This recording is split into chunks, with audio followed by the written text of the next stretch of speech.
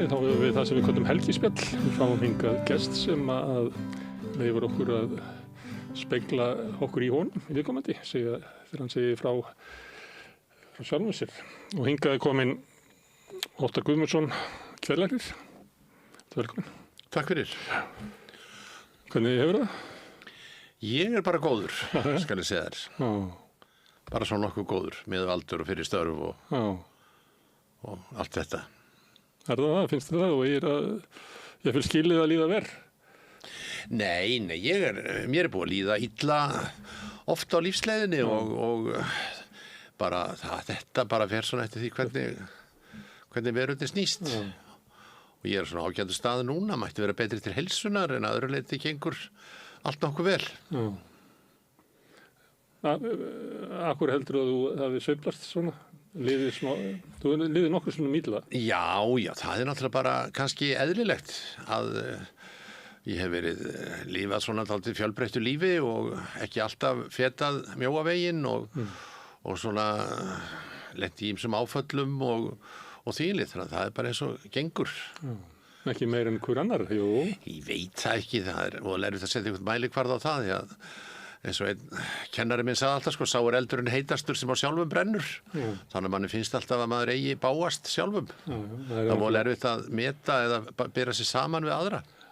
Maður er náttúrulega miðpunktur í heiminum og maður hafa fyrir því að verða ekki. Já, þú náttúrulega ert það og þú hefur bara þú getur bara miðað við sjálfa þig, sko. Það er voðalega erfitt að eins og Mega segir, sko, svo skal böl bæta með því að benda á eitthvað annan. Þannig að það gengur ekki alltaf, sko. Þú nefnir Mega, þú varst að kveðja hann? Já, við kvöddum hann núna fyrir nokkrum dögum. Við vorum ágætir vinir í 40 ár. Svo það var mikill skaði að honum. Að hann væri farinn? Já, það er svona mikil tóm að það var í mínu lífi eftir við umgengumst mjög mikið en hann var orðinn veikur og var hvíldinni fegin þegar hún kom loksins. En svo er það svo skrítið þegar maður situr og er að kveðja eitthvað í kirkjunni að maður er ekki að kveðja sko gamla mannin sem dó, heldur er maður að kveðja allt sem hann var. Ég var að kveðja náttúrulega allar þessar minningar og Megas var náttúrulega margir menn og í mörgum hlutverkum og brá sér á milli hlutverka og kannski þekkti ég ekki nema hluta af manninum þó ég hef þekkt hann mjög vel. En hann svona var mjög fjölbreytileg persóna og átti sér mjög margar hliðar og það var nú það sem ég var að velta mest fyrir mér sko í kirkjunni. Hverja þessum hliðum ég þekkti best eða hverja þekkti ég. Hvaða Megas hann sneri að þér? Já, hvernig það var og hvernig við kynntumst og hvernig okkar líf var svona saman. Þannig að það var, það er svona mikið, það er svona tóm eins og alltaf eftir einhvern deyr. Og skrítin haus, Megas. Já. Fullur af gömlum kveðskap. Já, hann var rosalega ausi þessu upp úr sér. Já, kunni alveg ógrynni af gamlum kveðskap og kunni Hallgrím Pétursson meira eða minna utan að og marga aðra, Sigurbreið Fjörð vinn minn og fleiri sem að hann kunni mjög vel. Hann var mjög vel heima í bókmenntum, bæði íslenskum og erlendum, þannig að hann var alveg ótrúlega frjór og svona vissi mikið. Já, og þetta var svona hluti kannski af hvað hann var frumlegt skáld. Já, hann var frumlegt skáld, hann átti mjög auðvelt með að svona stæla önnur skáld og svona skopast að þeim og þvílít. Hann svona gerir mikið grín að Davíð Stefánsinni og það vegna bara hann var svo vel heima í Davíð sko og kunni að yrkja í hans anda. Þannig að það var margt svona sem hann var alveg sko mikill meistari í að einhvern veginn að tileika sér skáldskap annara eða stíl annara og gat alveg auðveldlega sko snúið út úr kveðskap annara vegna þess að hann var sko vel lesinn og kunni þetta saman utan að.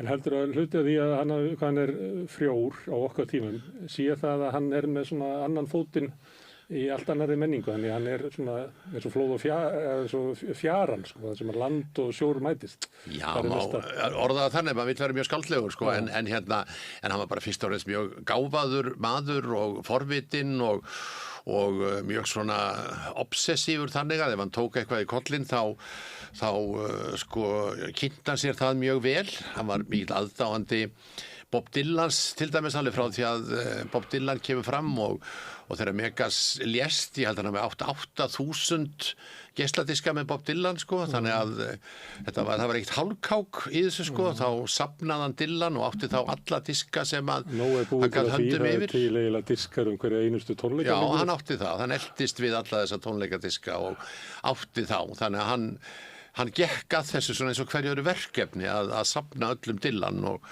eins var svona tímaritasöfnun hans að hann safnaði öllum mögulegum tímaritum sem enginn hefur talað og enginn hafði áhuga á en einhvern veginn hann var svona með munaðarleysingahæli fyrir tímarit. Hérna, við ætlum að reyna að kynnast þér. Já. Þú nefnir Bob Dylan. Já. Man að einhver tíma sagði hann hérna, eða var haft eftir honum, þá var það einhvern veginn þannig að einhver sagðist vera að fara að leita sjálfum sér. Já. Og þá sagði Dylan, til hvers er það því? Akkur bara velur ekki hvað það ætlar að vera. Já, það er vel sagt. Já. Því að Megas er náttúrulega maður margra andlita. Hann er maður margra andlita. Og Dylan lék þetta, það er náttúrulega að skoða ferilinn eins og það bregður hann sér í. Allra kvikindalíki, já. En þú ert gæðlarnir, er þetta þannig að maður geti valið þegar ég vakna á morgni hvað ég ætla að vera? Þú myndir mæla með því? Ekki vakna á morgni, sko, ég held að maður sé náttúrulega komin inn í ákveðið hlutverk, en sko, ég náttúrulega lendi í þessum geðlækningum meira að minna fyrir tilviljun eins og mjög margt sem að gerist í lífinu.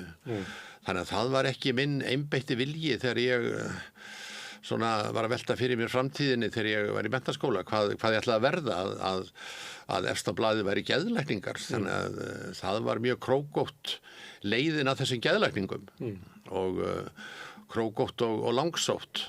Þannig að þetta er ekki eitthvað svona, ég hef frekar verið svona maður sem hef farið kannski mjög svona oft erfiðu leiðina og í læknisfræðinni þá fór ég í gegnum margar sérgreinar áður ég endaði í geðlækningum og svona hef alltaf verið svona mjög opinn fyrir svona hrifnæmur og kannski hrifst af einhverju einu og svo missi ég áhugan og þá kemur eitthvað annað og þannig hef ég alltaf verið, sko. Og er þetta þannig að þú heillast að einhverju eldir svona innsæið þitt? Já. Og svo lendur þú þar og þá áttur á því að innsæið hafi kannski hrakið ykkur að vilja? Já, eða bara ég missi áhugan, sko. Finnst þetta ekkert voðalega skemmtilegt þegar að upp er staðið, sko.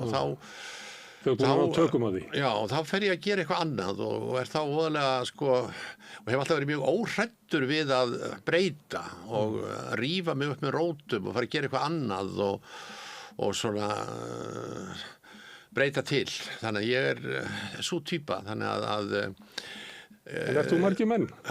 Ert þú margir menn? Já, ég er auðvitað margir menn, eins og allir aðrir, mörg ólík andlit og eftir því að hverjum andliti snýr, þá er ég margir menn.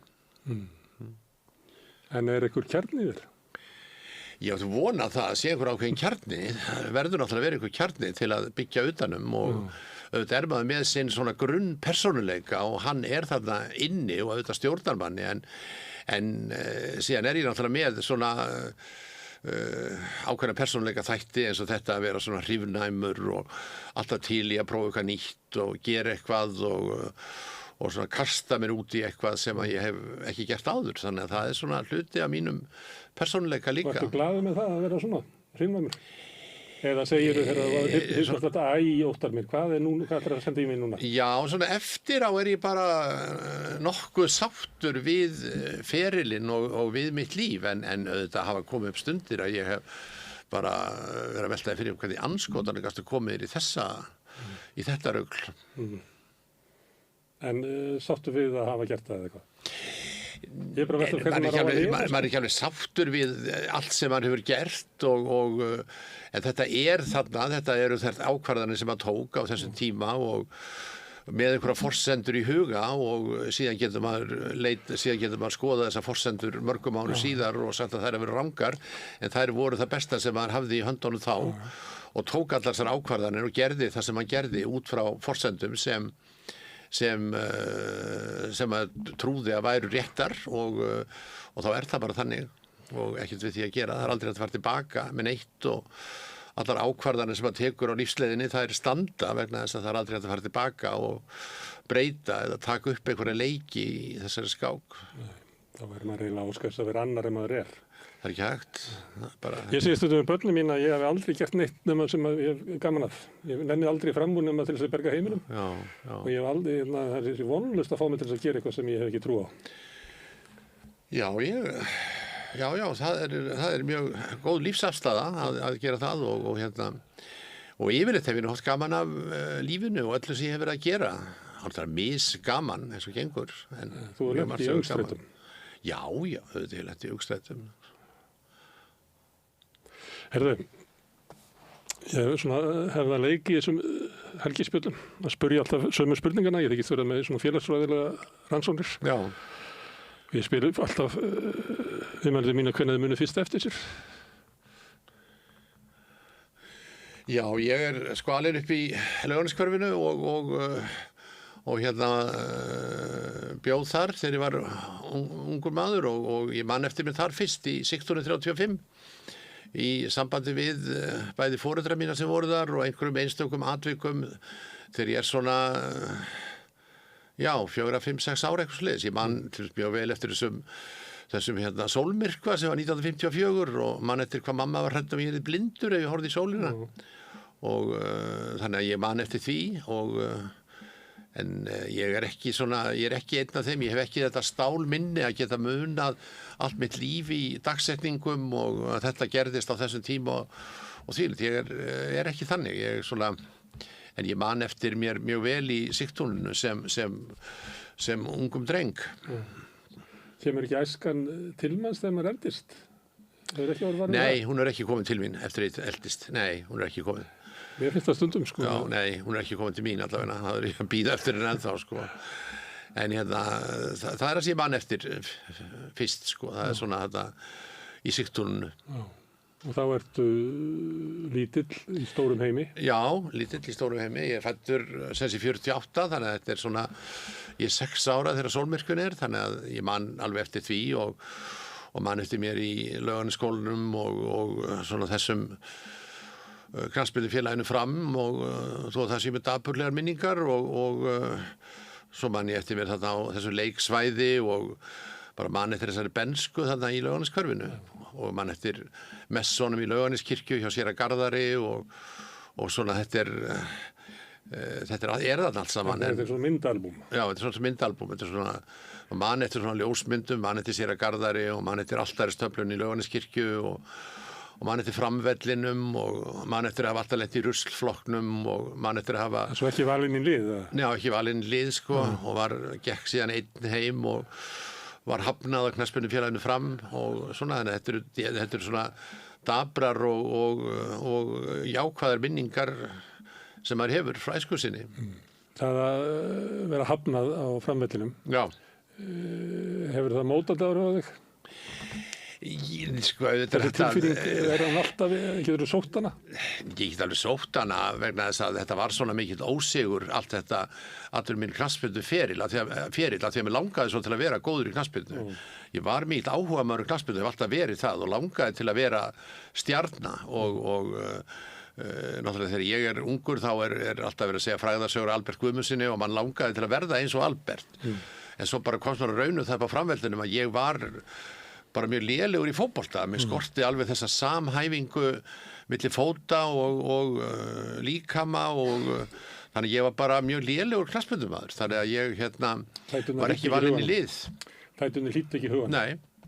Og var mjög lélegur. Já, og þetta var svona, þetta fylgdi mér alltaf þannig að ég fór í dansskóla Hermanns Ragnars og það var alveg sama. Ég einhvern veginn var eiginlega hálfpartinn ítt út úr dansnáminu vegna þess að ég var svo klaufskur og gat ekki haldið takti og þekkti ekki mun á hægri og vinstri í þessu stressi öllu og svona, þannig að þetta er bara kannski eins og lífið er. Svo reyndi ég að ræða hljóðfæri og það gekk alveg jafn illa, sko, ég hætti því eftir einhvern smá tíma, þannig að þetta er svona hvort að þetta eru svona neikvæðar minningar en þetta svona að maður gerir grín að þess í dag. Já. En stundum það þannig að eitthvað svona höfnun situr í manni og bara eins og sorg eða eitthvað. Jú, bara eins og, en bara lífið náttúrulega þannig, þetta bara lífið sjálft að rekast á veggi og átta sig á því þegar maður ungur að hæfileika manns liggja einhverstaðar allt annar staðar heldur maður kannski óskaði sjálfur og þá verðum bara að taka því en ekki einhvern veginn að gera það einhverju meira átt að máli. Það var kannski mest að trámað þannig var þegar ég fór alltaf að syngja í skátakórnum sem átt að syngja í fríkirkjunni á sumardaginn fyrsta og stjórnandinn hann á fyrstu æfingunni þá hætti hann allt í miður lagi og benti á mig og sagði þú mátt fara heim og rak mig ofan að kórloftinu og þannig að ég fór ekki sneipuför þannig að það var dálítið sárt en síðan hef ég aldrei sungið í kór og þannig að þetta svona bara hluti af lífinu. Siggi bróður minn, hann hefur sambarilega reynslu úr kórstarfi og hann langar að búa til svona kórlaglausra.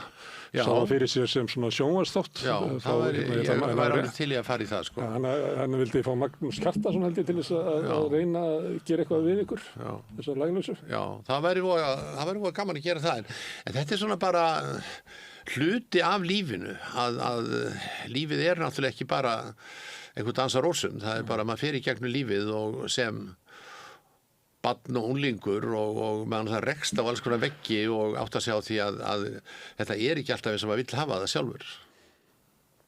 Það tengist kannski annari spurningu sem ég spyr alltaf þegar þú komst í heiminn upplifur þig elskaðan og velkominn. Já, ég var það. Ég var alveg elskaður og velkominn og átti yndislega foreldra og yndislega móður sem sem var mjög góð við mig og við áttum alveg svona einstakt samband, svona dálítið samband eins og Grettir Ásmundsson og Ásdís á Bjargi, hún tók alltaf við mér aftur, það var alveg sama hvað ég hafði skandaliserað í lífinu, þá tók hún alltaf við mér og tók minn málstað sama hvað hafði skeð, þannig að ég átti alveg yndislega foreldra og yndislega móður, sérstaklega. Já, hver var móður þín? Móður mér hét Fjóla Haraldsdóttir, hún dáin fyrir mörgum árum og var ættuð frá Kalmannstjörn rétt fyrir utan Hafnir og fædd í Vestmannaeyjum og síðan var hún alin upp af fátækri einstæðri móður ásamt stórum systkinahópi í Reykjavík á Ránargötu og var mjög svona gáfuð og skemmtileg kona og mjög vinstrisinnuð og svo tók hún saman við föður minn sem hét Guðmundur Sigurðsson og hann hafði verið giftur áður og átti einn son og svo taka þau saman og eiga okkur 2 systkinin og ég held að við vorum bæði mjög velkomin í þennan heim og þau voru svona par sem þekktust áður og svo giftist hann og skilur og þá náðu saman og síðan eiga þau svona þokkalegt líf saman en faðir minn drakk of mikið og það var svona skuggi yfir sambandinu. Og heimilinu? Já, heimilinu, já. Og heimilinu, þannig að það svona eru ákveðnar æskuminningar sem tengjast því. Hann var líka mjög sjúklingur strax, fékk hjartaáfall mjög ungur og verður eftir það svona mikið sjúklingur, þannig að heimilislífi snýst mikið þennan ás sem eru hans veikindi og sjúkrabílar og læknaheimsóknir nætur og þvíumlíkt en hann var mjög svona, hann var mjög gáfaður og skemmtilegur maður, hann var prýðilega hagmæltur, revíuhöfundur og orti mikið og orti gamanvísur og orti mikið víni sína og þvíumlíkt, hann hafði alltaf burði til þess að vera meira skáld en hann varð. Ég held að það hafi verið hans stóru vonbrigði í lífinu. Hann langaði til að vera stórskáld en þessi dagaði þetta upp í gamanvísum og revíugerð og öðru sem hann var aldrei nógu sáttur við. Og svo kom drykkjan ofan í það sem náttúrulega er ekki góð í þegar menn eru mjög beiskir í huga þá var nú drykkjan, hún ýtir nú undir beiskjuna eins og þú veist. Já.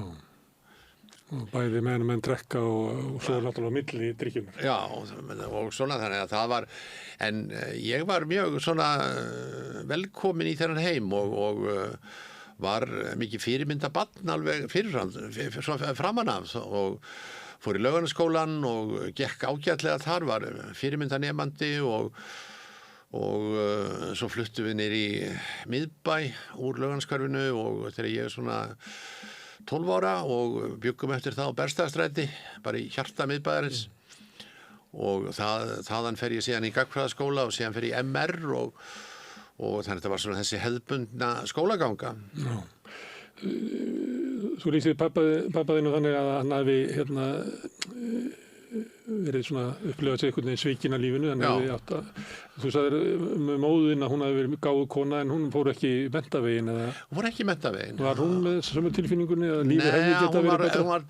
Hún var nú svona með þá tilfinningu að hún hafi mist af einhverju, en það voru engir peningar til að þau fóru báði í samvinnuskólan, en það voru engir peningar til einhverja svona æðri menntun og hún var alltaf svona, hafði þá tilfinningu að hún hefði átt að fara lengra á menntabrautinni en bara sára því sín betur heldur en já, hún var náttúrulega ekki að drekka og var ekki eins svona beisk yfir þessu eins og hann sko. Það var oft beiskur yfir því að hafa ekki náð lengra og verið ekki metinn að verðleikum og svona sko, þannig að hann svona átti það til.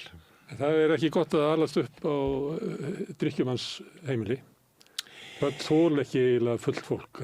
Börn er mjög erfitt með að þóla það. Hundarnir þóla ekki fullt fólk. Já, það var oft erfitt sko að upplifa það að hann drakk illa og varð mjög fullur og var þá ofta að skamma móður mína fyrir alls konar sakir sem að voru tómt bull sko, þannig að þetta heyrði maður þetta og þetta hafði áhrif á mann, það er alveg satt, þetta skapaði mikla spennu á heimilinu, spennu í kringu jól og svona þessar hefðbundnu hátíðir þegar fólk er að drekka.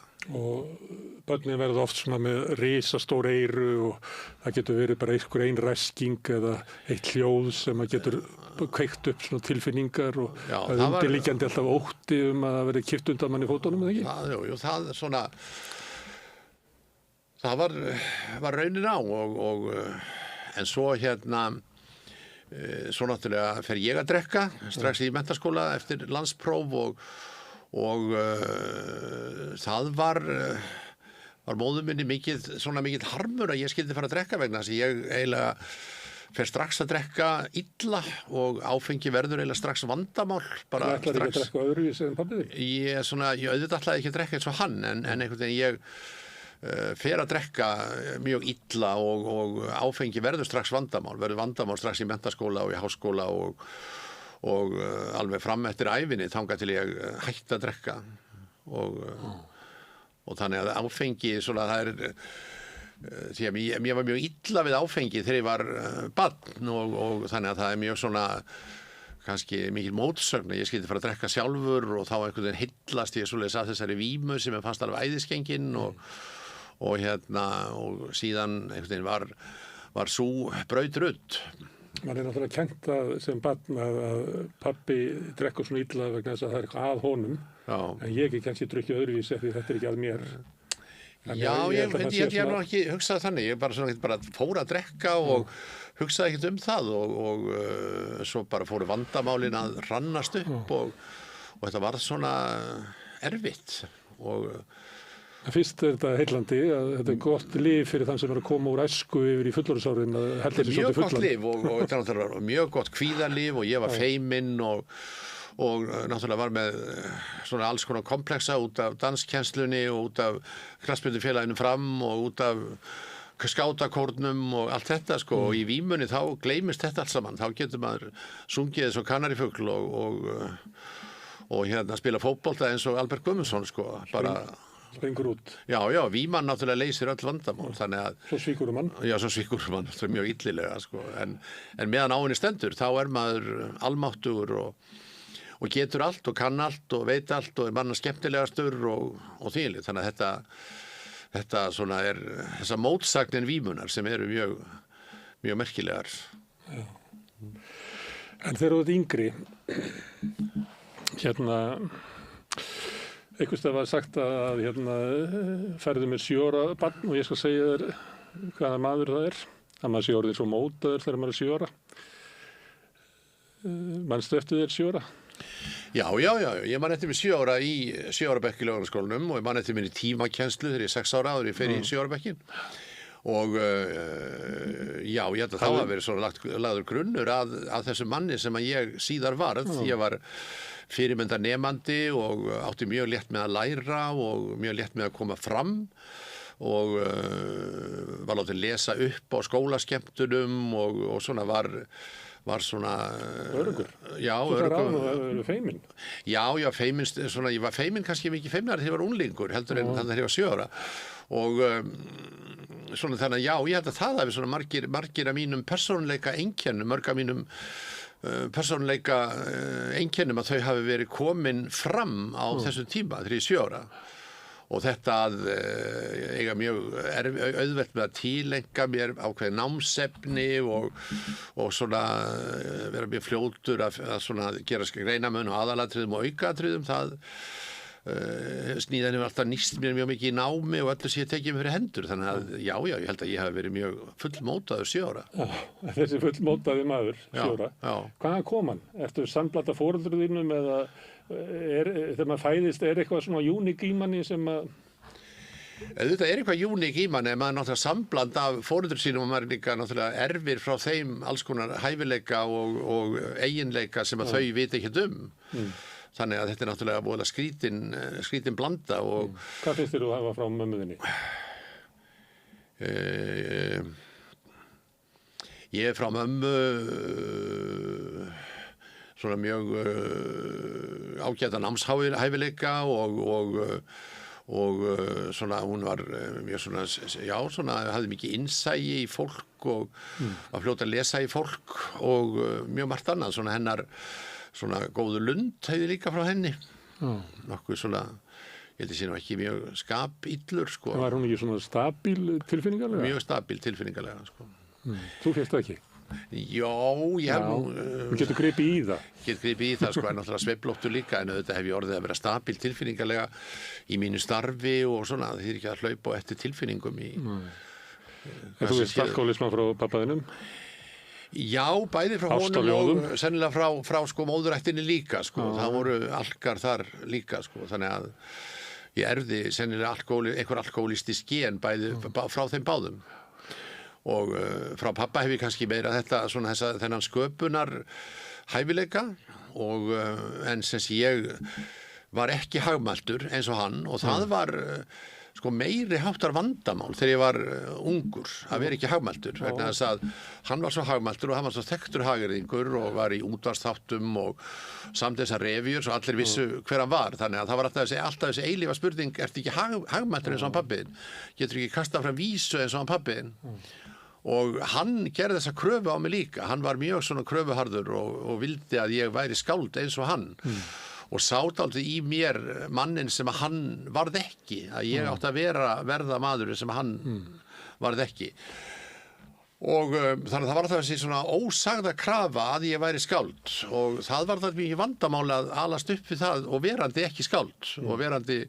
alls ekki hagmæltur og get ekki komið saman vísu þó maður ætti líf sitt að leysa sko. Það vera hagmæltur er kannski svipað og vera bara lagviss eða... Já, eitthvað svoleiðis sko. Þannig að það var þessi hagmælska þetta var á þessum árum það var hagmælskan mikið hærra skrifuð þetta hún er í dag og hann var svona þekktur hann var með útvarpsþætti lausavísuna og ferskeytluna og því þannig að það vissu allir hver að var það vissu allir hvað var hagmæltur þannig að ég var alltaf þessi sonur hans og þá átti ég ekki að kasta fram vísu við hvert tækifæri, getur ekki svaraði með vísu og ég gat það aldrei þannig að þetta var svona ákveðin vonbrigði sko en mig langaði til að verða sko skáld og rithöfundur þannig að ég fór í menntaskóla var ég í stjórn í rithöfund menntaskólablaðsins eða skólablaðsins og reyndi þar að skrifa einhverja greinar og einhverja smásögur og eitthvað til sem að en einhvern veginn það náði aldrei en flugi Þú þarft ekki að vera hagmæltur til að skrifa smásögur Nei, ég veit það, en ég varð að gera það í staðan fyrir að yrkja því ég gat ekki gjort en þá, þetta náði aldrei en flugi sko þannig að mér langaði til að verða skáld sko þannig að það ég skrifa mjög mikið, já Myndirðu segja að þú væri rithöfundur? Já, auðvitað er ég rithöfundur. En núna ertu að lýsa því einhvern veginn eins og þú hefur ekki komist inn? Nei, ég komst ekki einhvern veginn kannski ekki á flug eða náði ekki, kannski fann ekki fjölina mína eins og nú er sagt í handboltamáli. Ég fann hann ekki sko einhvern veginn, þannig að þegar ég var búin að vera í menntaskólanum þegar ég var í 15. bekk í menntaskóla þá lagði ég alla þessa svona skáldadrauma og rithöfundadrauma bara á hilluna og þeir Hefur lesið þessar sögur nýlega? Nei. Ég hef ekki lesið það. Hvað heldur þetta að sé? Þetta bara í skólablaðinu. Já, hvað heldur þetta að sé svona bara einhver rembingur í Ég finnst þetta ekki, ég bara renni ekki að lesa þær og hef ekki áhuga að lesa þær. Þannig en síðan sko ég fer ekki að skrifa sko aftur fyrir en bara sko löngu síðar. Bara þegar ég hættur að drekka og komin heim aftur frá Svíþjóð með með mína sérfræðigrein og því þá fyrst ég fer ekki að skrifa fyrir bara ég er orðið fertugur, þá byrjar þessi rithöfundar ferill. En ég skrif ekki neitt þarna frá því ég var í menntaskóla og til fertugs. Að þú fórst í áfengislækningar og þú elst upp á heimili alkohólista. Já. En það er eiginlega fyrir þann tíma að núna eiginlega veit allir hvað alkohólismi er og allir frasarnir úr samtökunum er búin að flæði við samfélagi og fyrir þá hlustendur okkar sem aldrei farið í meðferð eða farið á aðfund, við getum alveg sagt honum að það er margt af því sem að hann, svona skynjun á manninum, svona manngildishugmyndin er sumuleyti komin frá þessum fræðum eða þessari lífsstefnu eða eitthvað, það er gott gríðaláru. En það var bara alls ekki þegar þú á þínum bernsku heimili. Nei. Pappiðinn, það var engin tilfinning fyrir alkohólisma eða þetta það vissi við það að hann drakk of mikið og mamma átti bróður sem var mikið drykkjumaður líka en það var ekki, menn töluðu orð var ekkert notað, menn var alkohólistar, það var að drykkja mikið eða væru vondir með víni eða hefðu ekki stjórn á drykkjunni og þvílíkt en að menn var alkohólistar, þau hefðu alveg farið í flog eða heyrt það orð notað hann til dæmis. Hver var þá ástæðan fyrir að þessi menn drukku illa? Það er náttúrulega nákvæmlega sama ástæða og er bara ég veit að hver hún var, en hvað hélt fólk á þeim tíma? Ég held að fólk hafa ekki hugsað veikleiki í mönnum? Ég held að það var eitthvað veikleiki og byggist á viljastyrk og þvílíkt en menn bara pældi ekkert mikið í því. Það var ekki fyrir að ég fór svona að vinna með alkohólista mörgum ári síðan að ég fór að svona pæla meira í þessu þegar ég var komin í læknadeild og þvílíkt en mér fannst mjög lítil umræða áfengisýki eða alkohólisma að það var á mínu heimili. Ég ólst upp á svona heimili á eftir þér og ég stundu velti þessu fyrir mig hvaða tilfinningu fólk hafði pappa. Já. Og stundum finnst manni það sem er ekki til greining á þessu hvað þetta er, að þá er þetta náttúrulega halda menn þetta sé veikur karakter og skömmin hafi verið miklu meira ríkjandi hjá alkohólistum á þeim tíma heldur en kannski núna. Ég meina, þeir er allavega boðið að verða edrú og losna við skömmina. En menn þarf að fá þessa tilfinningu fyrir alkanum bæði núna og þá að hann sé ekki áreiðanlegur og faðir minn hann misti af ýmsum svona atvinnutækifærum og fannst fram hjá sér gengið vegna þess sennilega að hann var að drekka, hann drakk of mikið og mjög margir sem vissu það að þetta var vandamál. En það var ekki talað vandamáli þannig að það var ekki sagt við hann, við ætlum ekki að ráða því þessa vinnu. Hann sótti einhvern veginn skrifstjórastöðu hjá Krón og var mjög reiður þegar hann fékk hann ekki en það var ekki sem segi við hann, það er vegna þess að þú drekkur það mikið, við treystum þér ekki þannig að þetta var svona bara eitt af þessu leyndamálum sem voru í samfélaginu. En drykkjumennir upplifðu náttúrulega vonbrigði annarra með drykkjuna. Þau horfðu í augun á fólki og það var bara djúp vonbrigði og það horfðu í augun á börnunum sínum og sáu vonbrigði sem er svolítið erfitt fyrir föður að horfa á son sinn og sjá í augunum hans að sonurinn er orðið vonbrigði með föðurinn. Menn voru bara með kannski mikil meiri afneitun á þessum tíma. Afneitun var ekki skilgreind eins og núna.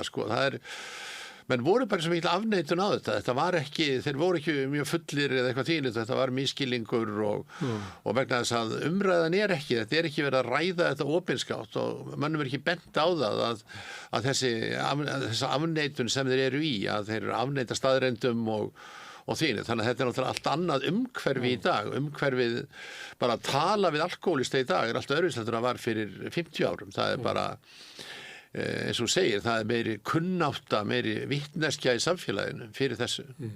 Þannig að þá erum við á tímabilið sem að kannski erfitt fyrir okkur í dag að fara þangað aftur í hugan. Já. Vegna þess að þetta bara allt annar veruleiki. Þegar það ekki hægt að benda á neitt. Svona það lendi ég í þeirri stöðu, sko, að fara að drekka á mikið og svona og lendi mjög fljótlega í alls konar kárínum með drykkjuna, á fullur og sofna og dey og skandalisera og segja eitthvað sem ég átti ekki að segja og þannig að ég fer mjög fljótt að valda þessi foreldrum mínum ákveðnum vonbrigðum þannig að þeim finnst þetta ekki gott að ég sé að drekka svona og koma heim út úr drukkinum miðanætur og þínlega. Þannig að þetta náttúrulega setur mark sitt á svona þessi fyrstu fullorðinsár í menntaskóla og háskóla. En það voru nógu margir sem að drukku svipa og þú á þeim tíma. Þannig að þér fannst þú ekki vera öðruvísi eða hvað? Jú, mér fannst ég nú vera öðruvísi, sko. Það var ekki hægt það var nú ekki hægt að fela það. Ég vissi það. Ég drakk meira en margir, meira en flestir. Ég rekin og menntaskóla í viku í 5. bekk og fyrir fyllir á einhverju skemmtun og þetta horfðist í augu við það voru ekki margir reknir úr skóla í viku og eins bara allt þetta öll þessi stúdents hátíðahöld, sko, þau fóru öll fyrir ofangarð og neðan hjá mér, sko, ég man mjög lítið eftir þeim og var mjög drukkin allan tíman og einhvern veginn og þá bý ég heima hjá mamma og pappa, sko. Þú varst bara fylstur. Þú varst fylstur. Yfirleitt fylstur, eða svona... Fimmtýringunni, þá varst þú dauður um hátíð. Já, eða dauður einhvern veginn, svona, eða dauður og vaknaði aftur og svona, sko. En þetta var náttúrulega eitthvað svona aksepterað, eitthvað svona viðurkennt minnstur að drekka svona mikið eins og í dimmisjón og þvílíkt. En ég drakk meira en aðrir og verri en aðrir en einhvern veginn ég er náttúrulega líka þá í þessar afneitun eins og pabbi var og fleiri að ég drakk svona í mjög mörg ár þannig að ég hætti ekki að drekka fyrir. Hvað helstu að væri ástæðan fyrir því að þú var svona fylstur allra? Tókstu ekki eftir því það? Ég einhvern veginn hugsaði mjög lítið, reyndi ekki að finna skýringu. Ég var náttúrulega alltaf bara að finna einhverja skýringar. Ég hafi verið þreyttur og ekki borða nóg eða drukki vitlausar tegundir eða blanda saman tegundum eða eitthvað þvílíkt, sko. Þannig að ég var svona fungerandi fyllibitta, sko. Ég fungeraði alltaf, ég fungeraði námi, ég tók öll próf og náði þeim og stóð mér mjög vel og lík læknanámi með mjög góðu prófi, sko, þrátt fyrir að vera með þetta lík í lestinu, þannig að ég er fungerandi, þó ég drekki á mikið og þannig ég get rifið mig på morgnana og mætt á spítalan þó ég hafi verið að drekka og verið alltaf ölvaður kvöldið og svona þetta svona skröltir áfram. Þannig er það oft í upphafi og þess vegna kannski drekka menn svona lengi að mann geta viðhaldið að verða fyllibitta og verið í starfinu og haldið fjölskyldulíf. Svo byrjar þetta að detta og ofta að fjölskyldulífið dettur fyrst á köllunum og svo vinnan Svona þetta verður svona en ég svona ekki með text einhvern veginn að halda sjó, sko, og að svo náttúrulega fer ég til Svíþjóðar og flytt til útlanda strax eftir læknanámið og þar heldur þetta áfram en það tekst svona að fungera þrátt fyrir þessa drykkju sem of mikil og ég verð of fullur þegar ég að drekka og lendi í ýmsum svona vandamálum. Þetta er kallað að brenna kertið í báða enda. Já, það má segja það. Þetta er svona... Þetta er orðið stundum íkt hjá alkanum þannig að dúrur í vinnunni. Það er eitthvað hlægilega mikið. Já, en hann svona, en það var svona þetta sem kannski hélt mér á floti, sko. Ég var alltaf þessi maður sem að mætti og tók allar vaktir og var mjög duglegur en svo gæti drukkið á mikið þegar heima komið. Þegar þú ert í menntaskóla og drekkur of mikið, eða allavega mikið, þá veist ekkert hvað alkoholism er. Nei, ég hef ekki hugmyndið það. Aldrei heyrt það nefnt? Nei, aldrei heyrt það nefnt. Ekki svo í muni, ekki það að maður hafi skilgreint sig sem alkoholista eða maður vissi ekki hvað það var. Þú þekktir engan sem að skilgreindi sig sem alkoholista? Nei. Þannig að það var ekki tísku þá, sko. Nei. En maður svona bara fór í gegnum þetta og var svona, fékk þetta orð á sig að vera drikkfelldur eða vera blautur og þvílíkt og drakk með öðrum sem voru líka blautir en svona einhvern veginn fungeraði. Stundum það þannig að krakkarnir sem alast upp á heimili alkoholista, þeir finna hvern annan, svona, vinirnir í æsku eru líka frá heimilum þar sem eru alkoholistar. Var það þannig á þér? Nei, ekki svo, kannski einhverjir. En maður vissi mjög lítið heimilislíf vina sinna, sko. Allavega var það þannig hjá mér. Og gerði það,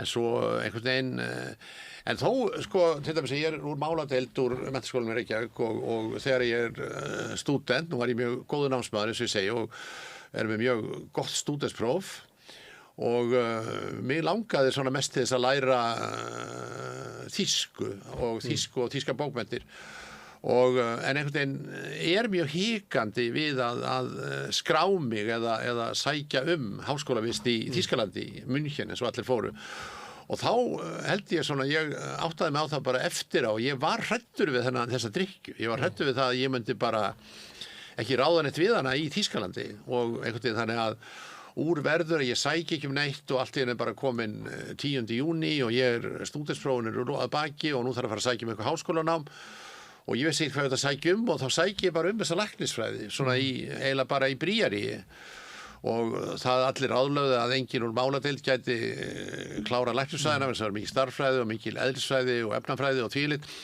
en ég bara hugsaði mér, ég gef þessu séns, ég það í 1 ár og þá get ég bara sótt þýsku og þýska bókmenntir þegar þar að kemur.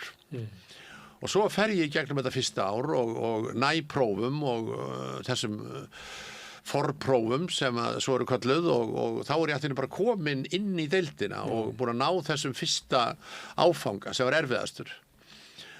Og mjög fáir, það var ekki nema 20% af þeir sem fóru í þessi próf, náðu báðum prófunum og gátu haldið áfram námi. Og ég var einn af þeim og þá var ég bara allir komin inn í þetta nám og kláraði það síðan og hef ég sjálfur segt séð eftir því stundum, náttúrulega hef ég velt því fyrir mér hvort ég hefði átt að fara í þýsku og þýska bókmenntir eða íslensku og íslenska bókmenntir og unnið sem menntaskólakennari og því ég ótt velt þessu fyrir mér hvort að þetta hafi verið einhvern veginn þegar þetta var allt þetta læknanám bara meira og minna svona einhver skyndiákvörðun en auðvitað þetta kannski eitthvað sem að gerjast í huganum allavega að ég ætlaði mér alltaf að fara í þessa þýsku og þýska bókmenntir en einhvern veginn síðan gugna ég á því og einhvern veginn vegna þess að ég eitthvað hræddur við það líka. Vantreysti sjálfur. Þú vantreysti sjálfur? Já, vantreysti sjálfur mér í þessum aðstæðum, var hræddur við þessar aðstæður og hræddur við að fara heiman og einhvern veginn fer það við að læknanám og klára það síðan og hef náttúrulega unnið við það síðan og það bara ágætt vinna. Þú ert svo gamall að þegar þú ert velur læknanám að þá var háskólinn eiginlega bara guðfræði, lögfræði og læknanám. Nei, það var nú komið meira. Það var ekki komið félagsfræði. Nei, það var ekki komið. Það var norræna náttúrulega. Norrænan var og lífeðlisfræði var og svona, það var... Það er valið að minna núna fyrir einhverju tvítugur að hlusta á okkur.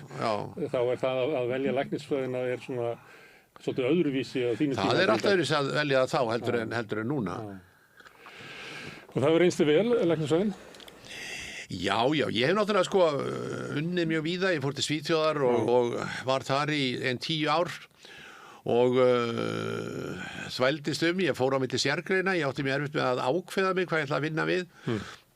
Þannig ég vann við 3 eða 4 eða sérgreinar og kláraði svo eina og kom heim og fór þá að vinna sem heilsugæslulæknir í Keflavík og svo einhvern veginn var ég mjög þreyttur á því og það þá sem ég hætti að drekka og þá 1985 og þá fer ég að vinna hjá S.A.A. og þá dálítið tening orðið kastað þá fer ég að vinna hjá S.A.A. og að vinna hjá S.A.A. sem yfirlæknir í 4 eða 5 ár og hætti en þá ég sem sé alveg svona þá má segja alveg svona einhvern veginn geri alveg pólun á mínu lífi það breytist allt við það að hætta að drekka, fara að vinna hjá S.A.A.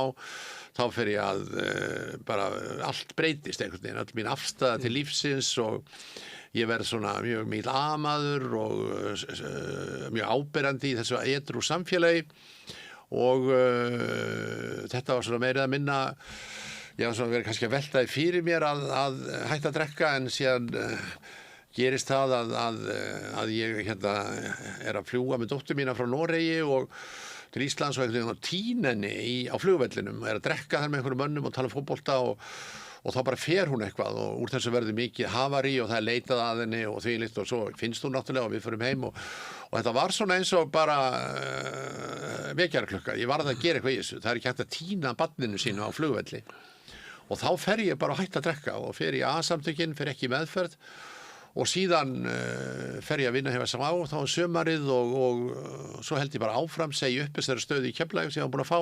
Þá ert ekki í geðlæknir?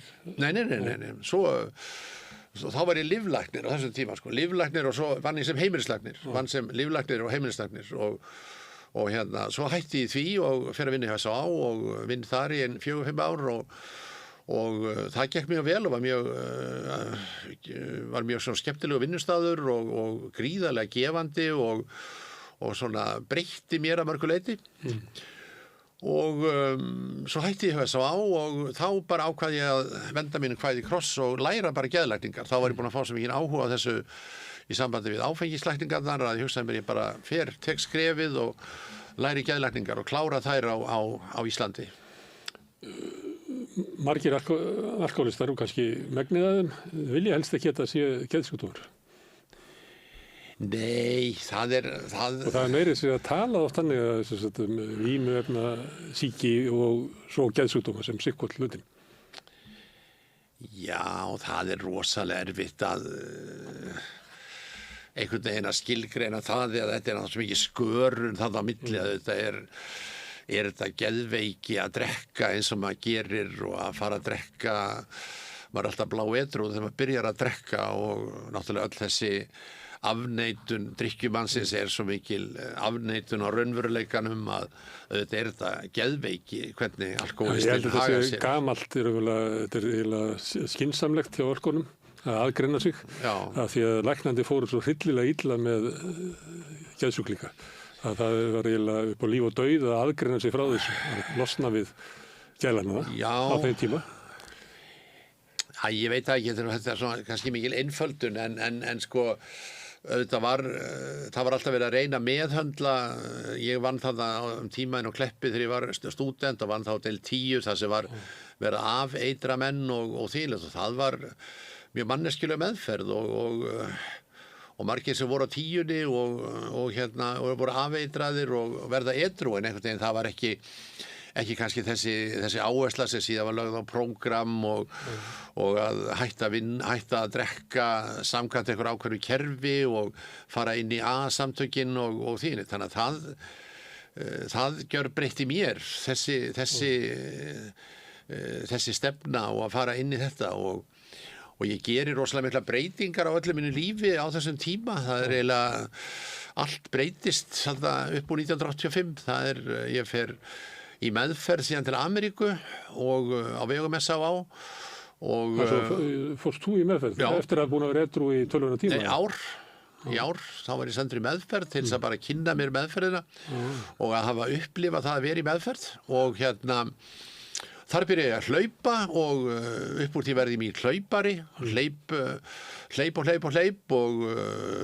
hleyp ótal marathón eða nokkuð marathón og óteljandi hálfmarathón og allt mögulegt. Þar að ég svona algjörlega breytur lífstíl. Og eru ríktur edrúisti. Já, ríktur edrúisti. Já, og síðan byrjar upp úr því þessi rithöfundaferill, hann byrjar 1990, þá gef ég út mér fyrstu bók og byrja að skrifa í blöð fyrst hjá Ingóli Margeirssyni hjá Alþýðublaðinu, svo hjá þér á Pressunni við unnum saman þar í lengri tíma og hann til að rakst mig og það verður náttúrulega endan verður bara að reka festupennana, ég veit þú sagði mig það væri ekkert allt tækjenda sko. Þannig ég skrifaði fyrir þig í Pressuna í nokkur ár held ég, nokkur ár og svo fór ég til DFF og var með fasta þátt þar og það var skrifað svona. Já. Og svo bara einhvern veginn, það má segja sko allt breytist þarna þegar ég hætti að drekka og og svo fer ég að skrifa bækur og allt í einu er ég búin að skrifa nokkar bækur og já, og þetta gengur allt svona þokkalega. Þá reyndar fór ég að drekka aftur. Þá detti ég í það eftir að hafa verið edrú í 12 ár, þá byrja ég að drekka aftur og er síðan að drekka meira og minna í 9 ár og svo verði ég edrú aftur. Það er ekki gott að vera fyrir yfirlagnir á Vogi og vera fullur. Nei, það er ekki gott. Það er alveg glatað. Það er alveg glatað, sko. Og hafa skrifað bók eins og ég skrifaði Tímann og tárið sem var áfengi og var mjög áberandi í þessari edrú umræðatri og það var mikill ósigur að fara að drekka aftur. Og það er kannski eitt af þessum svona stóru ósigurum sem ég hef lent í ævina, að fara að drekka aftur og síðan var þetta mikið hörmunga tímabilis í 9 ár, vegna þess að ég reyndi hvað þetta er annað að hætta að drekka, byrjaði aftur, byrjaði aftur. Það var stundum sagt kannski bara á þessum tíma að ef að ráðgjafar og svona þeir sem hafa unnið við þetta detti í það, já. Þá er eiginlega bara voða litla líkur að þeir náðu sér. Já. Það var mín reynsla líka en einhvern veginn mér tók síðan að ná mér aftur og er búin að edrú núna í 20 ár aftur í gær reyndar. Já, til að mikið með það. Og en þetta hefur svona, það má eiginlega segja sko að lífið svona það var þessi gjörbreyting á öllu mínu lífi að 1985 þegar ég hætti að drekka, fer síðan að vinna hjá S.A.A. og þá fer ég að skrifa, þá fer ég að hlaupa og síðan flytti til Þýskalands og fer að læra sögu læknisfræðinnar. Er þar í 2 ár og síðan held ég áfram á geðdeildinni. Þannig að þetta er svona... Stundum gerist það þegar menn hætta að drekka þá stundum kallað að vera á bleiku skýi eða eitthvað. Mér finnst það svona leiðilegt þegar fólk er að hallmæla þessu tímabili. Þegar byrðar sjúkdómsins eru teknar af öxlunum á þér og þú svífur upp. Já. Þá er þetta náttúrulega ákveðið svona tækifæri sem þú hefur til að gera breytingar á lífinu. Já. Þess vegna ætti maður að hvetja alla til þess að fara sem hæðst á þessu skýi og fara sem lengst. Já. En það er svona oft talað niður, sko. Já, ég er alveg sammálaður með það. Ég reyni vil fá fólk til þess að nýta þetta, sko, og nýta þessa gríðarlegu orku sem losnar úr læðingi þegar maður hættir að drekka og allir þessi tími sem er allt í einu fyrir hendi. Maður hefur ótakmarkaðan tíma til þess að hlaupa maraþonhlaup, tíma til þess að skrifa heila bækur sem maður hafði ekki áður. Maður áttar sig ekki á því hvaðan allir þessi tími kemur. Og það er mjög þýðingamikið að maður svona nýti þetta. Það er stundu sagt að það er gott að fylla tíman með einhverju nýju. Já, fylla tíman með einhverju sem er... Fyrir þegar þú hefur bara enga tíma til þess að detta í það. Nei, þannig að þetta er svona, maður verður að nýta þennan tíma og líka dálítið svona að velta því fyrir sig hvað er það í raun sem er langar til að gera. Og þá náttúrulega sko allt í einu bara eins og þegar það var nú Ingólfur heitir Margeirsson sem bað mig að koma og skrifa fasta pistla í Alþýðublaðið þegar við erum þarna edrú báðir og allt í einu sko þá bara vaknar upp þessi gamli menntaskóla draumur að verða rithöfundur og þá fer ég að skrifa í blaðið og svo heldur þetta áfram sko og svo verður þetta bók og svo verður þetta fleiri bókum þannig að það var að segja að ég læt þetta gamla drauma rætast og eins sko að allir ósigrarnir sko á framvellinum að þeir breytast í sigra á hlaupabrautinu þannig að það er að ég varði mjög svona liðtækur hlaupar, ég var aldrei neitt á einhverjum rosalegum tímum en ég gat hlaupið maraþonhlaup sem er meir en flestir geta gert. Og færri gerðu á þessu tíma? Og færri gerðu á þessu tíma? Já, mjög fáir sem gerðu það. Ég var þegar ég hljóp fyrst maraþonhlaup í New York 1988 þá var ég eini Íslendingur sem var að gera það þannig að nú eru heilar flugvílar sem fara að hlaupa maraþonhlaup. Það var bara orðið hluti svona túrismi. Já, svona marathontúrismi. Hitta á flugvellinu með einhverja Wagnerista sem er að fara að horfa á Wagner-óperur. Já, og svo þetta er svona Wagner, þetta er svona túrismi en þetta var það ekki þegar ég fór þetta fyrst út. En þetta sér maður mjög oft og þetta sér maður hjá mörgum alkólistum einhvern veginn að þeir gjörbreyta sínu lífi og fá einhvern allt annan tilgang og annan innihald í tilveruna og það skiptir mjög mjög. Andleg vakning, myndur þú kalla það? Já, ekki spurning, þetta er andleg vakning að fá einhvern alltaf tilfinningu fyrir lífinu og fyrir sjálfum sér og tilgangi lífsins og hver er minn tilgangur, hvað ætla ég að gera og ég var mjög trúaður á þessum árum og hef verið það síðan og á Jesú Krist. Já, bara mjög trúaður og farið í kirkjur og byðst fyrir mjög reglulega og þetta var mjög mikið breyting á öllu því að ég alinn upp í miklu trúleysi. Pabbi var mjög mikið trúleysingi og var mjög mikið á móti því þegar við systir mín fermdumst til dæmis. Þannig alinn upp í svona ákveðnu guðleysi og guðleysi sé mjög svona jákvæð tilfinning meðan að mamma var mjög trúuð kona og fór með okkur í kirkju, í Laugarneskirkjunni og þvílíkt en þetta var svona ákveðin togstreita þarna á heimilinu. En þarna þegar ég orðin edrú og komin inn í A-samtökin og svona þá einhvern veginn svona gleypti ég trúna aftur og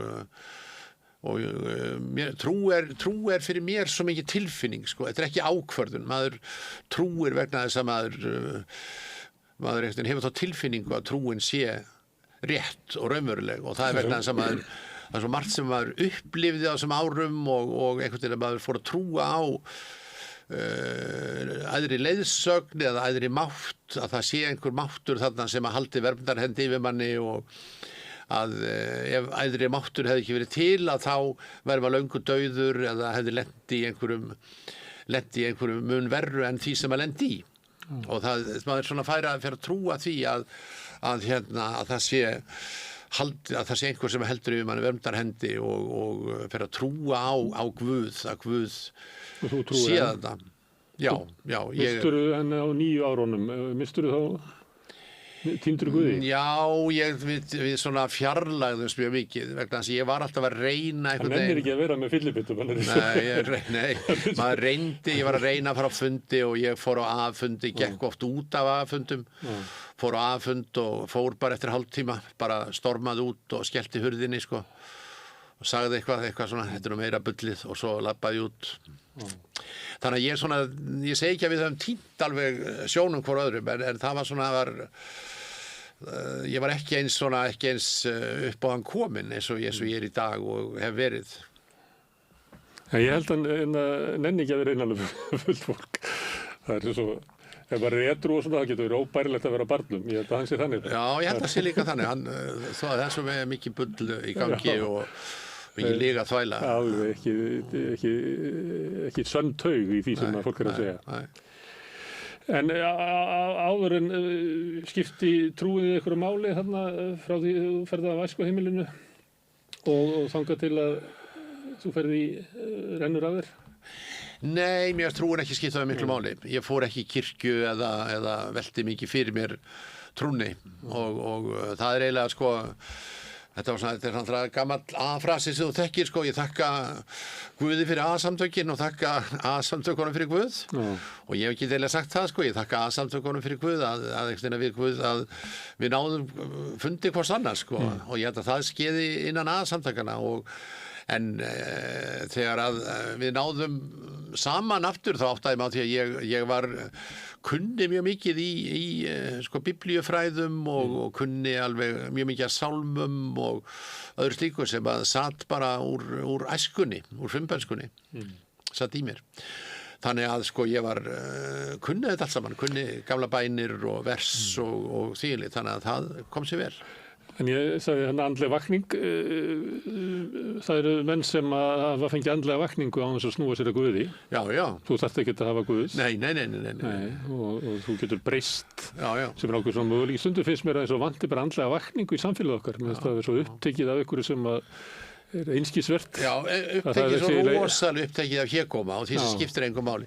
En sko ég ræði aldrei mína trú við neitt og myndi aldrei... Þú ræði núna? Já, ég ræði núna, en ég nenni aldrei að ræða til dæmis það að sko bara rökræða það hvort að Guð sé til eða trúin sé til. Fyrir mér bara Guð til, ég hef þessa sterku tilfinningu, þannig að það er ekki... Þetta er einkanlegt. Já, þetta er svona, þetta er bara trú, þetta er tilfinning, svona er þetta og þetta er aldrei oft sagt sko að ást er tilfinning, ást er ekki ákvörðun, þú ákveður ekki að vera ástfangin af einhverju mannesku. Þú ert ástfangin af henni og af einhverjum ástæðum sem við vitum ekki, það er einhverjar efnabreytingar í heilanum eða einhver rafboð sem fara á milli og sitja eftir og það er ást. En að skýra það út fyrir einhverju sem aldrei hefur verið ástfangin, hvað það er gjörsamlega útilokað. Að hitta einhvern mann og segja sko, hefur aldrei verið ástæðin, nei, og hvað er það? Og já, það nú svona. Það að maður setur hagsmuni annar mannesku í forgang og maður mjög hrifinn af hvað? Forgang? Hvað? Þetta skilur þetta ekki og þetta alveg eins og að skýra út fyrir einhverju sem að afneitar allir trú og trúir ekki og það bara allt í lagi. Það bara mér að meinalausu að fara að skýra það út fyrir honum hvað það að eiga trú. Það eins vonlaust eins og skýra út fyrir einhvern hvað ást. Þú þá lent í einhverjum sem að trúir ekki og fer í trúboð við því að reyna að losa það við trúna. Já, auðvitað hefur maður lent í því. Þú veit bjargaði frá þessu, þannig að þú ert í tómi vandræðum að vera með Guð. Já, ég bara bakka út úr því, alveg. Ég fer aldrei í einhverja rökræðu Guð. Ég á bara minn Guð og hann er bara eins og hann er og það er þessi sterka tilfinning og það er náttúrulega eitt af því sem maður lærir þegar maður hefur átt svona ævi eins og ég hef átt að treysta tilfinningunni þó að tilfinningar hafa oft hlaupið með mig í gönnur og þvílíkt og tilfinningar náttúrulega koma og fara og það ganga yfir og þvílíkt þegar maður verður að treysta henni meðan hún er. Ég segi stundum að þetta sé svona tilvistarlegt mál með Guðs, að þá losnar maður við að vera miðpunktur í veröldinni. Þá setur maður hann þar og því það er eiginlega óbærilegt fyrir mannin að vera miðpunktur heimsins.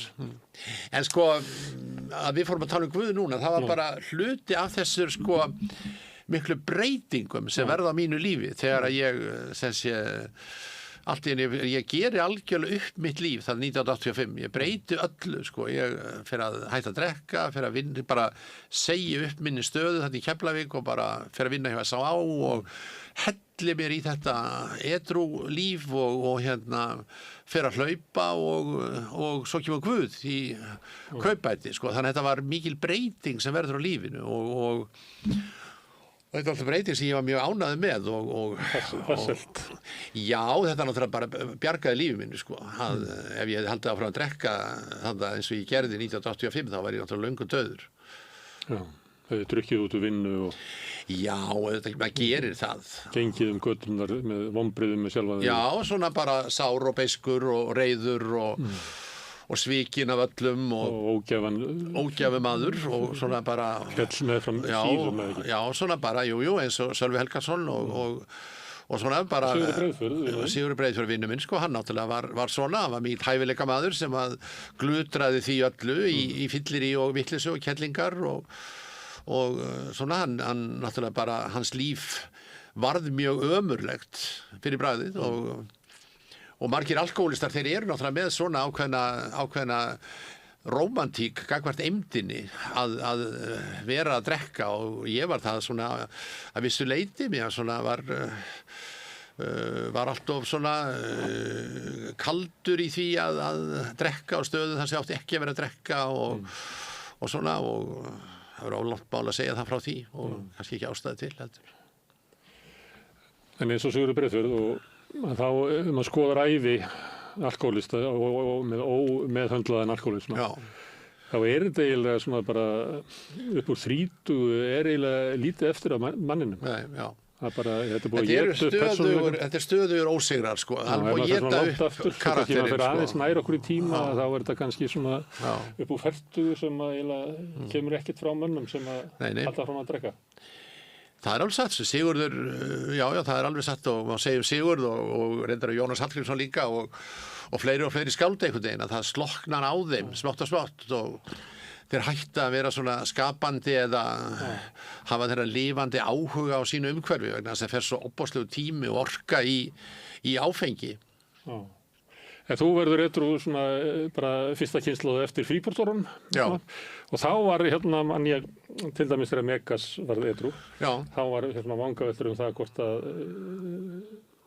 það myndi ekki týna listinni það væri ekki að því að þú veist að tala svona fólk hrifið að eymdinni það fylgdi það svolítið að ef einhverju listamaður varð edrú að hann yrði eiginlega glataður það væri miklu betri fullur og þetta var bara þjóðtrú sem var ríkjandi á 9. áratugnum. Þetta var mýta og það sem verra var náttúrulega Megas trúði þessu sjálfur og það var eiginlega eitt af hans vandamálum hann trúði því alveg og hann trúði því alveg statt og stöðugt sko, að lykillinn að hans snilligáfu væri amfetamín, að hann yrði að vera á amfetamíni eða hugbreytandi efnum til þess að geta ort. Þannig að þegar hann dettur í það aftur upp úr 1992-3 þá það eiginlega aðal ástæðan að hann bara segir að hann svo leiður á því að vera edrú vegna þess að hann skapi ekki eins mikla snilld og hann gæti gert. Þetta ekki eins skemmtilegt í hug. Nei.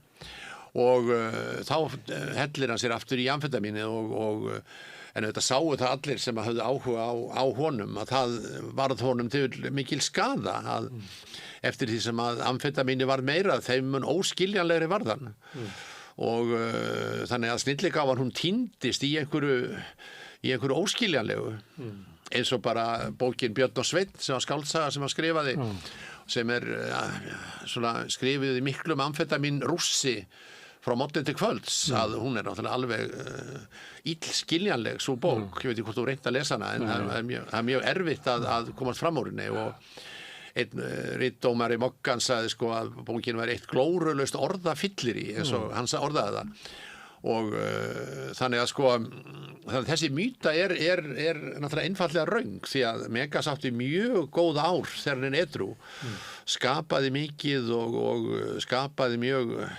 skemmtilegar bækur, skemmtilegar plötur, skemmtileg lög, skemmtilega texta endurnýjaðist eins og listamenn þurfa að gera linnulaust sko. Svo dettur hann í það aftur og einhvern veginn þá fer þetta dálítið svona niður á við, spírandi fyrir niður á við og það það sem hann gerir þannig að þessi mýta er í raun og veru bara eitthvað sem að held ég sko hann vitnaði mikið í frönsku skáldin Rimbaud og fleiri sem að hefðu drukkið svona mikið og alla þessa absint kynslóð frönsku skáldana það voru þáttið hans menn sko og hann var þáttið fastur í þessari rómantík að snildin væri fólkin í vímunni á einhvern nátt en sko við sem höfum síðan aðra reynslu þetta alveg ótrúlega helviti spull og bara hluti af afneitun og réttlætingu og þessari svona dýrðarmynd. Þetta lifði sko langt fram eftir öldinni býtnikarnir náttúrulega voru í miklu Já. Og svo maður stundum velt fyrir sig sko listamanna kynslóðin kannski svona á 5. og 7. áratugnum rosalega mikið mannfall þar. Mikið mannfall og mikil drykkja og menn náttúrulega drukku mjög mikið. Steinn Steinar, hann drekkur mjög mikið og hann var vinur pappa og þeir drukku mjög mikið og voru saman í útvarpsþætti hjá Sveini Ásgeirssyni og þannig að hann var hluti af mínum æsku minningum og þeir drukku mjög mikið þessi menn allir Steinn og Karl Ísfeld og fleiri af þessum mönnum og af þessari kynslóð Magnús Ásgeirsson þýðandi og fleiri þannig að það var einhvern veginn þetta var svona viðurkenndari lífstíl þá heldur hann í dag. Hann hjó niður bæði sko lífaldurinn en líka svona frjóa tímabil var mjög stutt sko. Já, hann algjörlega heggur niður sköpunarkraftin sko og það það sem að maður upplifir svona bara kannski hjá sjálfum sér sérstaklega þarna á árunum bæði þessum árum þarna eftir ég hætti að drekka og svo núna síðustu 20 árin eftir ég hætti aftur að drekka hvað raun og veru sköpunarkrafturinn kemur og bara þessum síðustu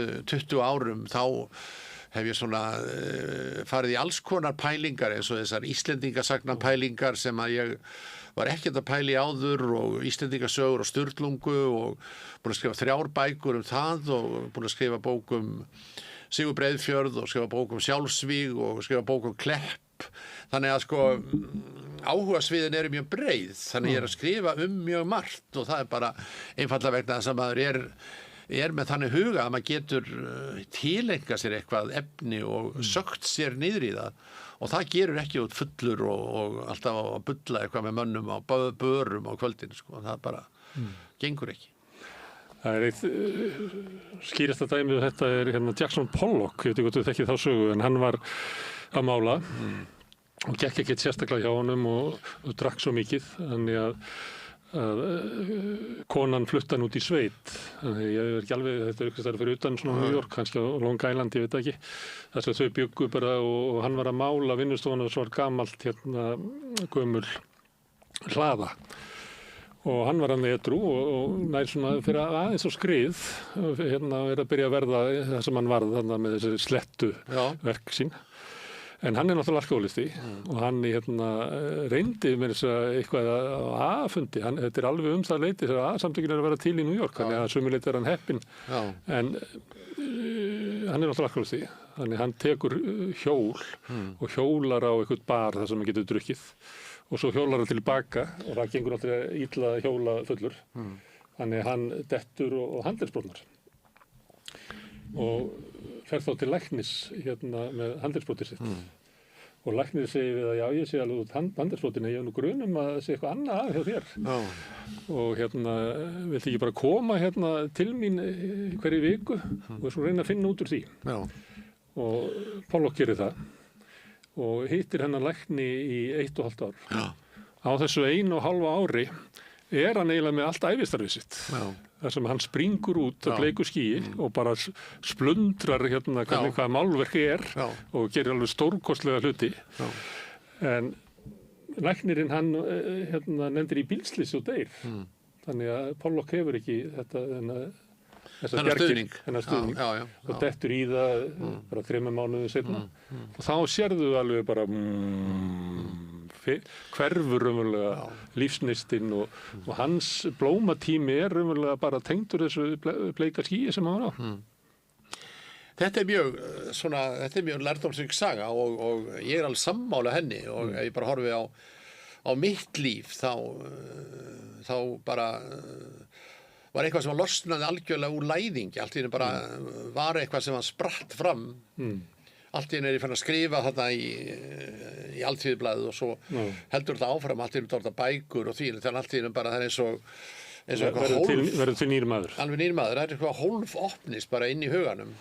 Og þetta var eitthvað sem ég var löngu búin að afskrifa eins og í menntaskólanum, að þar var ég að skrifa eitthvað og mér varst einhvern veginn, það gekk ekki og var í einhverju konflikt líka við svona þessa menningar elítu sem var í menntaskólanum á þeim árum og mér fannst ég ekki tilheyra henni og ég ætti bara ekki að vera að þessum með einhverja skáldadrauma eða rithöfundadrauma og síðan bara líður tíminn og allt í einu breytist allt og þarna svona rétt fyrir fertugt þegar ég rétt áður yfir fertugur þannig að þetta er þannig að maður oft veltir fyrir sér hvað mikið af ónotuðum og óuppgötuðum talent að úti, menn sem að drekka og hvað er mikið sóun á bara andlegum hæfileikum að vera alltaf að drekka hverja helgi eða og bara félagslegri virkni og bara þannig að maður sér það þannig að ég alltaf svona að boða það og ég fann að vinna aftur í áfengisbransanum ég hætti náttúrulega að vinna í áfengisbransanum þegar ég byrjaði að drekka þannig eðlilegt ég byrjaði að drekka þetta 1996 og hætti þá í 20 ár og fór svo að vinna núna í Krýsuvík og þar einu sinni í viku þannig aftur fann að vinna í þessum áfengisbransa þannig að það mjög gott fyrir mig að vera að vinna þar og svona upplifa þetta í návíð, þetta vandamál. En hvort þú hafir orðið annar maður, segjum að bara 12 ára, þá maður orðið þannig að maður veit alveg að maður mun verða fullorðinn og maður byrjar að velta fyrir sig einhver staða manns verður í fullorðinseginni. Hvað sást þú sig fyrir þér? Ég veit það ekki, hvort ég sá eitthvað sérstakt fyrir mér þá ég líka svona dálítið eins og þegar ég var 7 ára ég var mjög ábyrrandi var þá nýbúin að ljúka þessu svokallega fullnaðarprófi sem var 12 ára bekkur og byrja í gagnfræðaskóla og byrja þá í nýjum skóla en verð strax svona mjög ábyrrandi í félagslífi og alltaf verð þessi grunnpersónuleiki sem þarna að vera ábyrrandi í félagslífi, vera ritstjóri skólablaðsins og vera í vinsælu krakkaklíkunni í vinsælu krakkaklíkunni vera að gera þetta á hitt og síðan svo fer ég í landspróf og lík mjög góðu landsprófi og svona þannig að ég hugsaði ekki um hvað ég ætlaði að verða á þessum árum ég svona bara lífið var þetta bara ég vissi einhvern veginn lífið myndi gerast áfram þannig að ég heldur sem að ég hefði ekki byrjað að drekka svona illa eftir landspróf þá hefði líf mitt orðið allt öðruvísi þessi menntaskóla ár hefði orðið öðruvísi þau nýst mér betur einhvern veginn mér hefði liðið betur í menntaskóla og það var svo margt sem að áfengi breytir svo miklu, það spillir svo miklu í milli fólks og býr til svo mikla konflikta og einhvern veginn, sérstaklega þegar maður svona ungur og viðkvæmur og fljót uppstökkur og hégómlegur og svona, þannig að þetta breytti mjög miklu eins og bara í vináttúrsamböndum og ástarsamböndum og öllu mögulegu. Þannig að það ekki góður svona félagi á þroskatíma. Nei, hann mjög vondur félagi, vondur félagi. Vondur félagskapur. Þannig að sko, ég svona bara auðvitað reiknaði maður með því þá að allt myndi ganga óskum og síðan koma þessi menntaskóla ár sem að eru svona meiri svona, þar gekk ekki allt eins og ég hefði viljað að þau gengi, þó að ég hafi verið mjög duglegur námsmaður og vel fungerandi þannig og fæ mjög gott stúdentspróf og fæ hellinga verðlaunum á stúdentsprófinu og svona, þannig en síðan bara allt þetta stúdentsvesen bara í móðu, sko, bara drukkin allan tíman og man mjög lítið eftir veislunum eða öllu þessu, sko, það svona, en þannig að þetta er þetta, ég var alltaf þessi svona, svona fungeraði, en með þennan djöful að draga, sko, með þetta líka í lestinni sem áfengi sem að reyndist mér náttúrulega, sem að varð mér mjög dýrt þegar upp á staðið. Þú ert 48, já. Þar lendi varstu 68. Já. Ertu þá 68 kynslóðin? Ég náttúrulega 68 kynslóðin, en sko, já, auðvitað er ég 68 kynslóðin og ég, sko, eða það spyrja mig svona pólitískar skoðanir, þá hérna var ég náttúrulega, sko, alinn upp á mjög róttæku heimili og pabbi var mjög róttækur maður og þau bæði, mamma og pabbi. Og pabbi gaf út blað í Borgarnesi þegar hann ungur maður sem hét Hamar og Sigð, þannig að hann bara fór alla leið. En síðan einhvern veginn, sko, og svo ég alinn upp það í húsinu að 1635 og minn fyrsti vinur í lífinu, sko, það Ragnar Stefánsson sem síðan var frægur jarðskjálftafræðingur og formaður Æskulfylkingarnar, hann 10 árum eldri en ég. Hann kom hingað nokkuð sinnum í viðtöl, já, mikill vinur minn og ég alinn upp í sama hús og hann 10 árum eldri en ég, en við urðum miklu vinir og vorum alltaf miklu vinir í gegnum lífið. Og svona en einhvern veginn síðan fer pabbi að lenda í alls konar konfliktum við sína gömlu félaga í Sósíalistafélagi Reykjavíkur og einhvern veginn hrökklast út úr flokknum og hvað sem olli því að þá einhvern veginn verður hann mjög svona andsnúinn þessum hópi og sem einhvern veginn þannig að það mótar alltaf mína pólitísku afstöðu. Ég svona fylgi honum þátt að málum, róttækur, vinstrisinnaður en síðan hann orðinn svo beiskur og reiður út í sína gömlu félaga, að hann getur ekki hugsað sér að ég fari í Æskulfylkinguna eða sé þeim megin, hann er svona mjög viðkvæmur fyrir því en kannski var ég bara ekki nógu pólitískur. Sko, en þessi blanda, hann róttækur sósíalisti en hann kommunisti? Já, hann það, en hann sko en kannski var bara mitt vandamál það að ég hafði ekki nógu mikinn pólitískan áhuga. Hefur það ekki í dag? Nei, og mér langaði alltaf... Er ekki dæsað upp í ESB-umræðu? Nei, ég slekka á ESB-umræðunni, algjörlega. Mér langaði alltaf rosalega til að vera eins og Raggi, og Raggi var mín fyrirmynd í lífinu. Mér langaði til að vera róttækur eins og hann, en ég var aldrei róttækur og ég nefndi ekki að lesa kommunistávarpið og ég nefndi ekki að lesa sögu kommunistar og Sovétríkjanna og ég nefndi þess ekki. Ég bara hafði meira gaman að öðrum hlutum. En svo reyndi maður að vera sko hluti að þessu og svona og ganga Keflavíkurgöngur, en ég svona þessi típa sem gekk Keflavíkurgöngun úr Kópavogi. Sko ég fór inn í göngun í Kópavogi. Það er það hallærislegasta sem að... Sæta sterkur í göngun. Já, líka það. En það er það hallærislegasta sko sem að til að fara í Kópavogi inn í gönguna sko og ganga inn í Reykjavík eins og maður hafi gengið alla leið, bara hallæri. Og það var margt svona sko, en í stúdentapólitíkin ég náttúrulega alltaf þetta, þá var verðandi var félag vinstrimanna og ég var í því og við börðumst þarna við Vöku og svoleiðis, en ég það vantaði alltaf einhverja sannfæringu, það vantaði einhvern enthúsiasma, einhvern áhuga, þannig að mér langaði. Já, en í kringu 68 þá svona tilfinningi fyrir að við séum á barmi mikilla breytinga og Ragnar Skjálfti og þeir sem voru í róttækri pólitík, að þeir trúðu að bara þjóðskipulagi væri að bresta. En það var líka algjör umturnun á svona bara stöðu mannsins í samfélaginu. Það var verið að sprengja allt upp, að heimurinn væri að umbreytast og myndi aldrei verða samur og það verður þið sem að ættu að gera það. Jú, ég tók alveg þátt í þessu og þessar umræðu og var mjög aktífur í Víetnamhreyfingunni og gekk einhverja göngur og lenti í einhverjum átökum í sambandi við einhverja tónleika og því. Þannig ég var að reyna að taka þátt en einhvern veginn vantaði sannfæringuna og mér fannst mikið vera gaman bara að vera í mínu læknanámi, að sitja á einhverju lesstofu og lesa og svo náttúrulega var ég alltaf að drekka þess á milli og það tók svo mikið tíma, þannig að það var ekki hægt að vera bæði virkur félagslega og virkur að drekka og virkur í læknanámi og eitthvað var það undan að láta Þannig að ég hef vel alltaf verið, ég myndi segja ég væri auðvitað hefur maður alltaf verið vinstra megin en svo hefur maður einhvern veginn bara orðið svona ópólitískur ef það er hægt.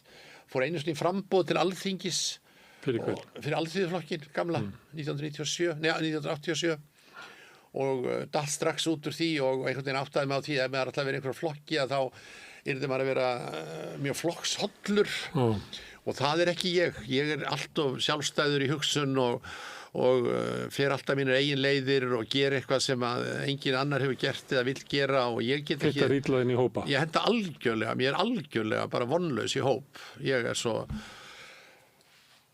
sjálfstæður nema þá að ég stjórni hópnum. Ég er ágættur ef ég er í forsvari fyrir hópinn en ég er rosalega lélegur annars. Ég er ekki góður svona eins og í Alþýðuflokknum að vera undir einhverju flokksaga og ég var settur í einhverja nefndir og tryggingaráð og eitthvað fleira og þá þurfti maður að vera undir einhverju flokksaga og þú átt að kjósa þennan mann og þessi maður er í flokknum og hann á að fá þessa stöðu og svona og ég hugsa mig vitur en það er enginn sem vil fá hann í þessa stöðu þannig að ég get ekki mælt með honum en þú verður að mæla með honum að þú ert fulltrúi þessa flokks skilur og þetta er eitthvað sem að þannig að ég Svo er mikill skaðið af þessu í samfélaginu, það var náttúrulega bara lamaðar margar stofnanir að setja algjörlega vanhæft fólk yfir þau. Já, en þetta var bara einhvern veginn þessi andi sem að þeir sem að voru þetta við reyndar reyndum átt að ég reynda að brjótast út úr þessu og en svo bara hætti afskiptum af pólitík.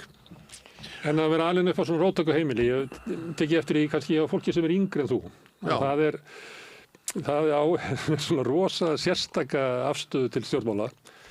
Jón Gnarr, Benni Erlings, það er eitthvað svona mjög sérstakt að tala við þá pólitík, af því þetta tengist einhvern veginn svona eins og uppeldinu.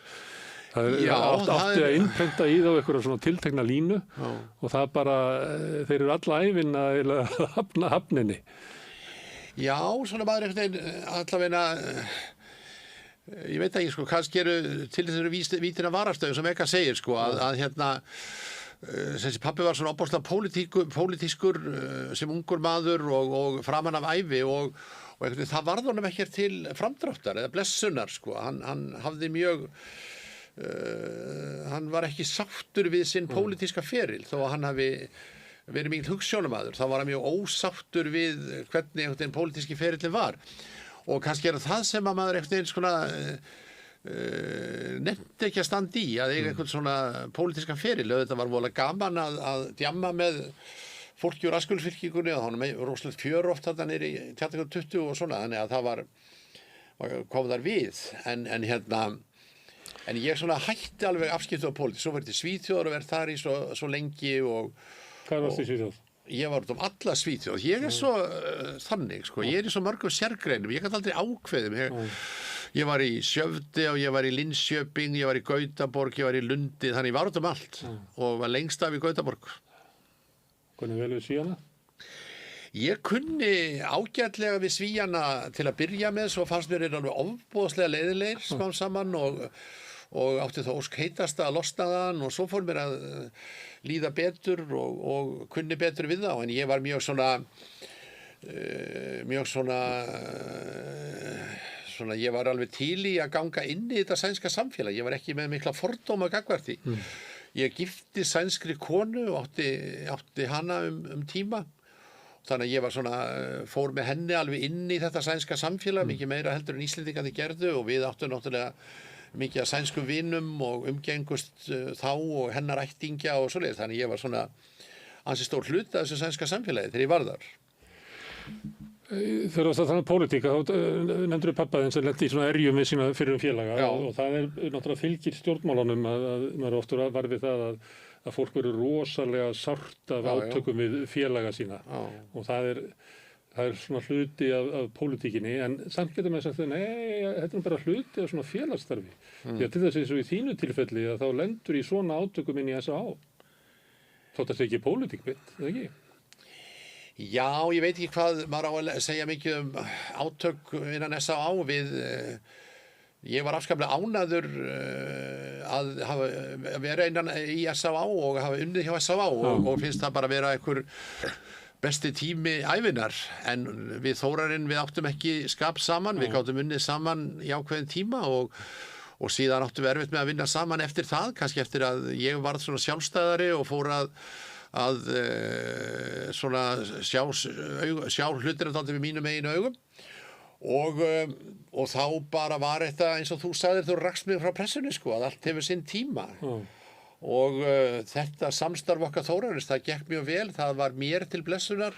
En það var nú hvellur þegar þegar ég hætti? Já. Nei, það var ekki hvellur, það var einhver smá átök á aðalfundi sem ég var nú ekki mjög aktífur í því. Þá var ég búinn að ákveða að hætta og fara og búinn að tala við Tómas Helgason að ég væri að koma niður á geðdeild. Þannig að ég bara sótti þá eftir þann aðalfund. Það voru einhver átök en ég tók þetta ekki nærri mér og ég hef aldrei lítið svo á að ég hef lent í einhverjum miklum átökum við Þórarinn Tyrfingsson. Við áttum mjög gott samstarf og síðan fyrir að súrna í því samstarfi og síðan bara skilja leiðir eins og gengur. Þetta er bara svona. Eru þið ekki báðir svona þið þurfa að vera kongarnir á svæðinu? Jú, auðvitað erum við það. Við erum mjög líkir þannig að við vildum báðir vera kongar og ég vildi fá meira sjálfstæði sem ég fannst að sem ég ætti að fá og bara síðan gekk það ekki og þá bara og svo skildum við og það er bara allt í lagi.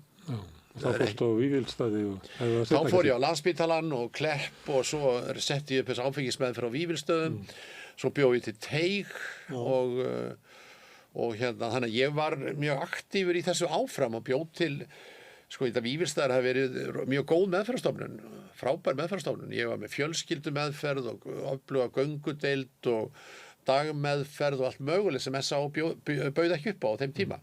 En það bóðu upp á síðan. Já, og svo hefur breyst auðvitað, en þannig að þetta er bara eins og í lífinu sjálfu, sko, að þetta er bara eins og í hjónaböndum að þetta gengur í ákveðin tíma og síðan bara eru ákveðinir erfiðleikar sem kom upp og fólk fer í sitt hvor áttina og það er allt í lagi. Ég held að það hafi allavega ég ber engan kala til S.A.A. Ég er afskaplega þakklátur S.A.A. fyrir þau tækifæri sem ég fékk þar. Ég er mjög þakklátur Þórarni fyrir þau tækifæri sem hann gaf mér og met hann mjög mikils. Þannig að þó að okkur hafi ekki borið gæfa til samþykki þessum tíma, þá bara er það þannig. Og S.A.A. náttúrulega gert ótrúlega mikið gott í lífi. Ótrúlega mikið gott og ég er alltaf mjög jákvæður gagnvart S.A.A. og ég hef aldrei hallmælt S.A.A. eða talið mig eitthvað fórnarlambi í þessu viðskipti mínu við S.A.A. Ég bara fór aðra leið, ég gerði skeðlagnir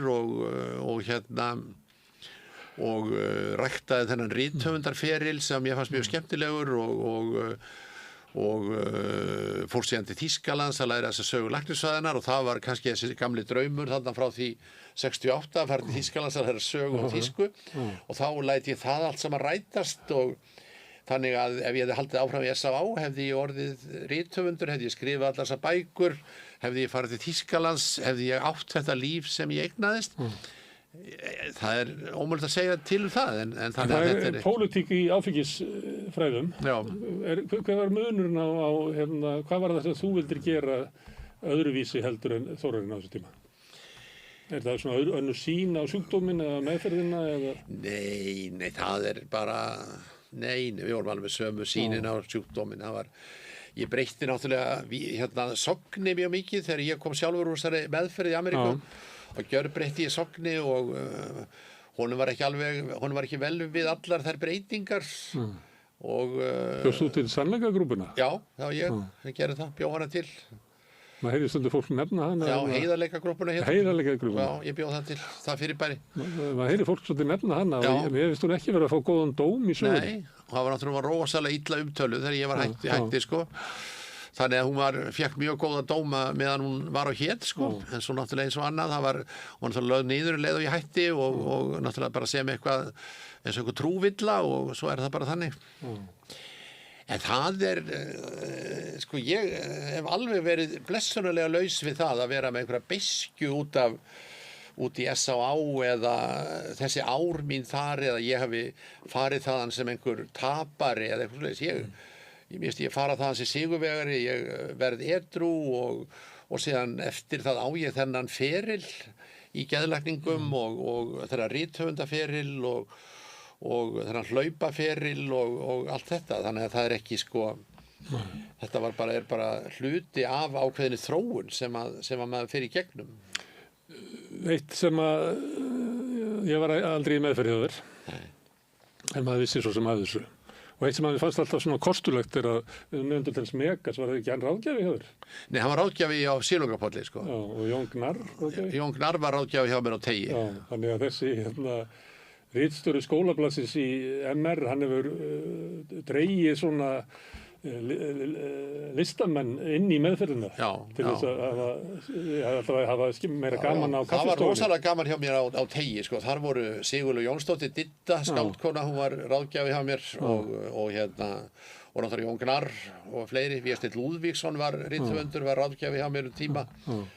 Og Geir Rögnvaldsson. Þetta hljómar meira eins og sko punkband eða ritstjórn og skólablaði heldur en áfengismenn. En þetta var alls saman menn sem höfðu svona aðra sýn, en það var rosalega gaman að fá Jón Gnarr og Diddu inn í þetta. Þetta var svona fólk sem hafði allt aðra sýn á svona þessa meðferð og við bjuggum til alls konar, við vorum með ofsalega öflug í kennslu læknanema þar sem vorum alltaf að presentera case og þá léku Didda og Jón Gnarr og fleiri sko sjúklinga og sem fengur læknanefnir að spreita sig og að tala við þau.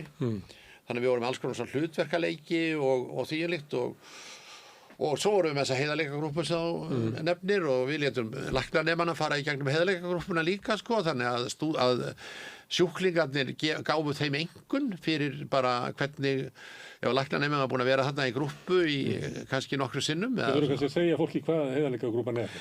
Heiðarleikagrúpan var svona, þá voru það sjúklingarnir þeir átt að svara ákveðnum spurningum félaga sinn á ákveðnu stigi í meðferðinni, þá var heiðarleikagrúpan sem snerist einn ákveðin og þeir átt að svara ákveðnum spurningum hann og það var þetta hverju þínir styrkleikar, hverju þínir veikleikar, hvað það sem verður þér til svona helsti trafala í batanum, hvernig sjáum við þig, það var svona bara, og þá áttu menn að segja mjög heiðarlega hvað það væri, hvernig stjórnaru öðrum og þínir, það voru svona bara ákveðna spurningar sem verður átt að svara. En sumir upplifðu þetta bara eins og menningabyltingar yfirreyslu með þess að fólk væri með strípu og allur hópur ræðst á mig. Það er bara alltaf þannig, það er alveg saman að breyta einhverju, það var alltaf einhverju sem átlið á mjög neikvæðan hátt.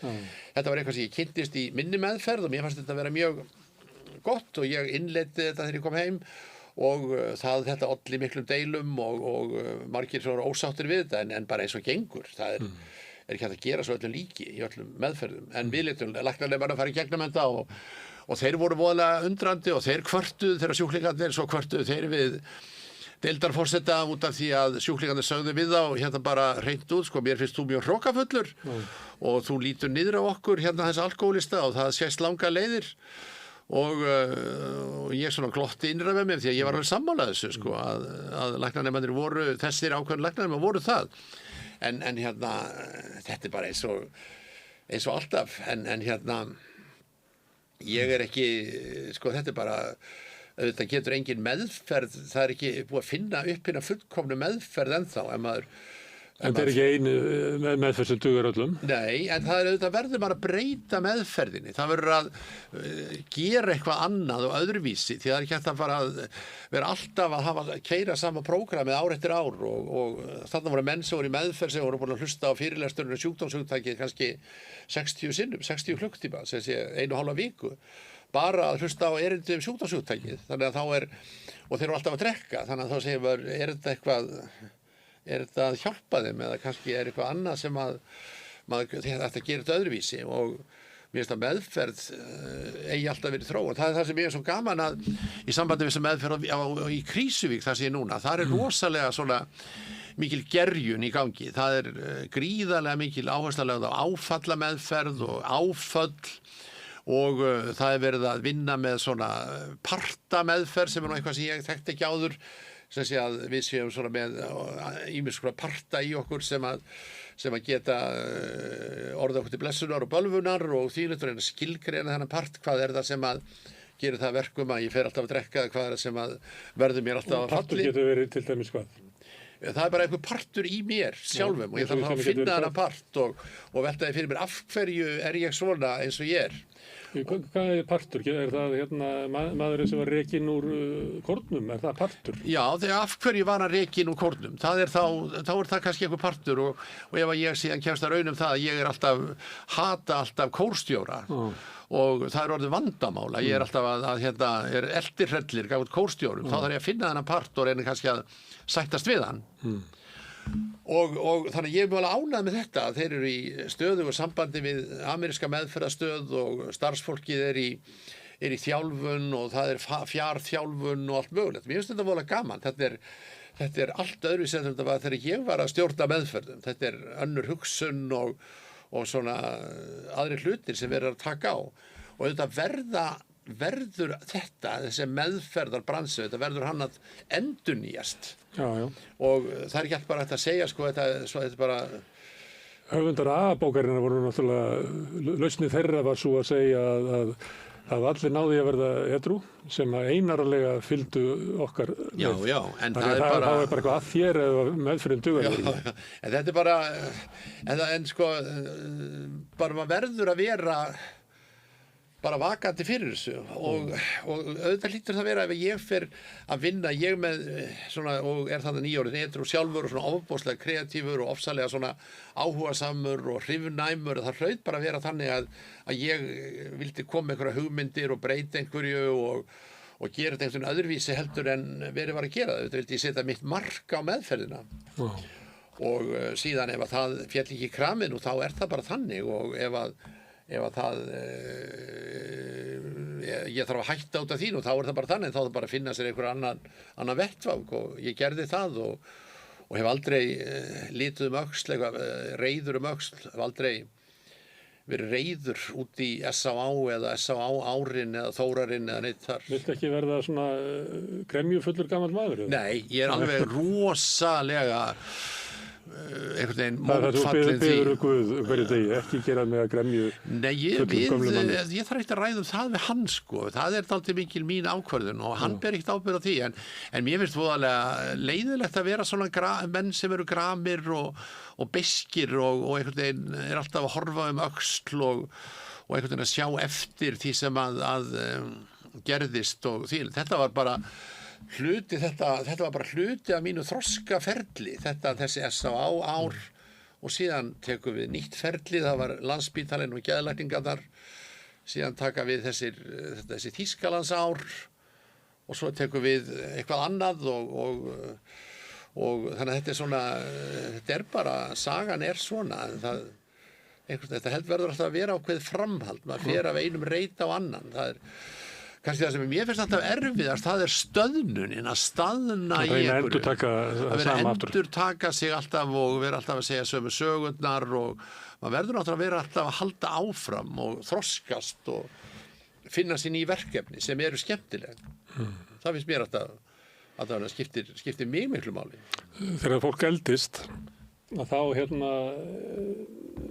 ég held að fólk uppgöti það að það hefur ekki alveg sama svona sess, það hefur ekki alveg sömu stöðu áður og það er rosa áfall hjá fólki þegar það uppgötur allt í einu og það er ekki að hlusta á mig af því að ég er bara að afskrifa mig. Og þá fylgir oft svona ótti við að hverfa og þá er til svona það sem heitir karlagropp og svona þá er farið að menna að reyna að benda á það hvað þeir hafa gert og svona því að þetta er rosalegt áfall að verða fyrir þessu. Já, það fyrir alveg, sko, auðvitað finnum að það að eins og ég sem hefur verið mjög áberandi í þessu svona í opinberu umræðu hérna á Íslandi eða var það sérstaklega og var í mörgum Kastljós þáttum og öllu svona auðvitað finnum að það núna eftirspurnin hún fer hratt minnkandi að það er ekki þessi sama eftirspurn eftir mér að ég sé álitsgjafi eiginlega á öllum sviðum. Þú lifir í samfélagi sem hefur mikla aldursfordóma. Já, og ég var álitsgjafi allstaðar. Ég var alltaf hringt í mig og ég var með heila þátt einhverju morgun útvarpi um þetta og hitt og svona. Þannig að auðvitað finnum að þetta er bara eitt af því sem að verður að bara sætta sig við. Þetta er bara hluti af lífinu sjálfu. Að þetta er mjög mismunandi. Hvað maður er að fara að verða eitthvað beiskur eða reiður út af því að það er ekki hringt í mig lengur. Það er mjög kjánalegt. Sko. Maður þarf að hugsa það til þess að verða ekki. Jú, en maður þarf bara einhvern veginn en síðan þarf maður bara einhvern veginn að vera þá að halda sjálfum sér einhvern veginn, halda hugsuninni gangandi og ég er að reyna að gera það eins og með því að ég er ennþá að skrifa í DFF í hverri viku og hefur náttúrulega verið mjög aktífur að gefa út bækur og gaf út síðasta bóku Sigur Breiðfjörð fyrir 2 árum og er núna að skrifa einhverja nýja bók og þannig að þetta er bara náttúrulega undir manni sjálfum komið. Þetta er kannski svipað áfall hana sem að ég var að reyna að teikna upp og börn verða fyrir þegar það rennur upp fyrir þeim að sko foreldrarnir voru ekki fæddir til þess að sinna mér að þau eru sjálfstæðar verur. Já. Það getur verið stórt áfall fyrir marga. Já. Þetta er kannski svona sambærilegt. Þetta er sambærilegt sko að lífið snýst ekki lengur mig og það eru komin nýjir sko álitsgjafar, það eru komin nýjir læknar sem verður að hringi og spurja þunglindi og áfallastreitu og þvíumlíkt og það er bara náttúrulega hluti af lífinu sjálfu að maður er ekki eilífur og þetta er ég mjög meðvitaður og náttúrulega hef skrifað mikið þetta, skrifað einu svona heila bók dauðan og afstöðu til dauðans. Mættu ekki hugsa meira þetta því að það er mikið álag að eldast og nálgast dauðan. Það eru margir sem þetta er erfið tilfinning. Þetta er mjög erfið tilfinning en það eru bara svo margir sem að hleypa þessari tilfinningu ekki að. Og þetta fann ég mig vel eins og þegar ég var að vinna á líknadeild í lengri tíma þá fann maður það hvað í raun og veru dauðinn er orðinn fjarlægur í okkar samfélagi og einhvern veginn dauðinn það er búið að ýta dauðanum inn á einhvern veginn stofnanir, hann er ekki einhver hluti af lífi fólks eins og hann var þegar allir dóu heima hjá sér og Heldur það væri betra? Þetta væri ekki betra. Ég hef komið á dánarbeð þar sem að sko viðkomandi og fleiri en einn eru eiginlega að missa vitið af ótta. Já. Og eru bara auðvitað væri ekki betra en það er bara væri allt annað þetta er bara annað samfélag sem við lifum í dag það er ekki lengur þessi dauðinn er ekki nálægur eins og hann var þegar fólk dó heima og dauðinn var allstaðar í kringum þig en nú er hann bara lokaður inn á stofnunum og mjög margir stór hluti af 50 fólki hefur ekki séð lík þannig að sko dauðinn er ekki þessi stærð sem hann var hérna einu sinni og það þýðir það að fólk á mjög erfitt með að hugsa hann og dauðinn kemur þá óvart sko. Þannig að það var mjög hafa stundum upplýðum að fólk sem kom inn á líknadeild og áttaði sig ekki á því að það var komið þangað til að deyja. Heldur hérna að vera komið í hvíldarinnlög og þá er það vegna þess að það hlustar ekki á það sem sagt er við það vegna þess að það vill eitt það er sem illa alveg. Kannski bara getur ekki meðtekið það. Þú ætlar að leggja mig inn í þetta herbyrgi og þetta er síðasta herbyrgi og ég mun deyja í því. Já. Ég kannski bara er þetta á stórt, ég mun aldrei heyri þetta. Þú getur sagt það 1000 sinnum mín vegna. Já. Þetta var svona hluti af þetta svona fékk bara mikið til að hugsa þetta, þessa meðvitund og þetta bara að auðvitað vita allir innst inni að þeir munu deyja en það er svo mikil afneitun í gangi að fólk trúir ekki að það einhvern veginn trúir ekki innst inni að það munu koma fyrir þau. Er hægt að deyja vel? Já. Það er náttúrulega bara ég er náttúrulega sérfræðingur í dauðanum og sérfræðingur í Íslendingasögum og hvernig menn deyja í Íslendingasögum og það er voðalega skemmtilegur þessi mórall að menn að deyja eins og þeir lifðu að deyja, menn lifðu hetjulegu lífi þá er að deyja einhverjum hetju dauðdaga og kasta fram vísu á banabeðnum og svona, það er þessi við fáum ekki, glæsidauði. við erum oft sko uppdópuð. Já, það er enginn sem að kasta fram vísu og enginn sem myndir hlusta á hana heldur á nútíma spítaladeild, sko. Þannig að það er líka gjörbreytt. Herðu, þú hættir í S.A.A. Já. Og þá áttu eftir að fara í geðlækningar og sögulækninga. Já. Hvort kom undan? Geðlækningar þar, ég byrjaði þar. Hvar fórstu í háskólanum hér? Já, nei, bara var á geðdeild og ég var búinn að vinna mikið í geðlækningu og búinn að fara á alls konar kúrsur í Svíþjóð, þannig ég fekk þetta alls saman metið og svo var þetta bara safnað saman og ég var alltaf komið með sérfræði viðurkenningu í geðlækningum. Já, og þá var Hvers konar geðlæknir, það er svona ýmsar tegundir og típur af þessu geðlæknum. Hvers konar geðlæknir er þú? Ég er svona bara þokkalegur geðlæknir, svona samtalsmaður, voðalega gaman að tala við fólk og hef þennan mikla áhuga á fólki og mér finnst alltaf gaman að hitta nýja sjúklinga og kynnast þeim og svona velta þeim fyrir sér og velta fyrir sér orsökum ákveðna hluta, hvað er það sem að gera það verkum að þú ert þunglindur og hvað er þetta bara þitt umhverfi, ertu þunglindur eða bara leiðist þér, af hverju leiðist þér?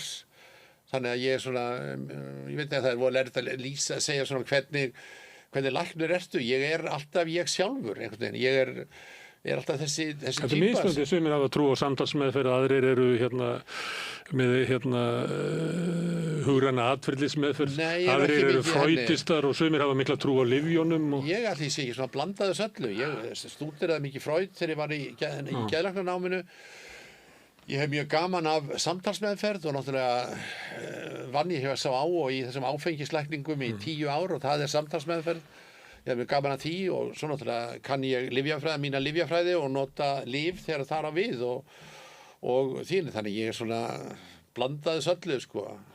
Læknirinn, þarf læknirinn sem sagt að viða sér þekkingu og svona einhvern veginn endurskapana þannig að hún funkeri inn í hylkinu sem ert þú. Þannig að þetta er svona, ég segi þetta ekki sé list, en þetta er svona 2 skref í áttina þangað.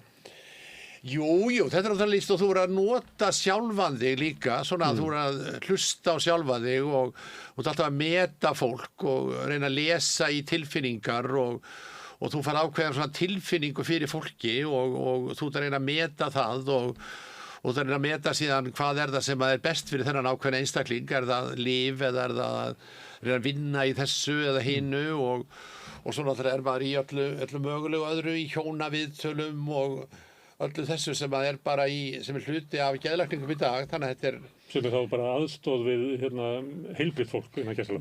Heilbrigt fólk sem kannski þar sem er mikið vandamál, þar sem hjónaband er náttúrulega merkilegasta samband sem maður er í við maka sinn, það er náttúrulega það er svo stór hluti af lífinu. Og getur þú bjargað vondum hjónaböndum?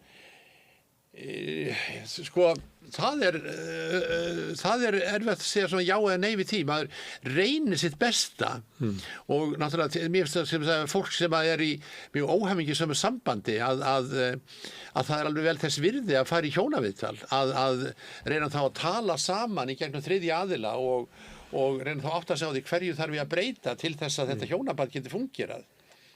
Því að þetta er alltaf sama þegar fólk kemur til geðlæknis eða til hjónabandsráðgjafa með eitthvað vandamála, það er alltaf 3 kostir í stöðunni.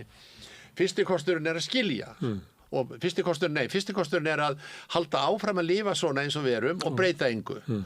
Næsti kostur er að lifa svona áfram og breyta einhverju í okkar sambandi og 3. kosturinn er að skilja.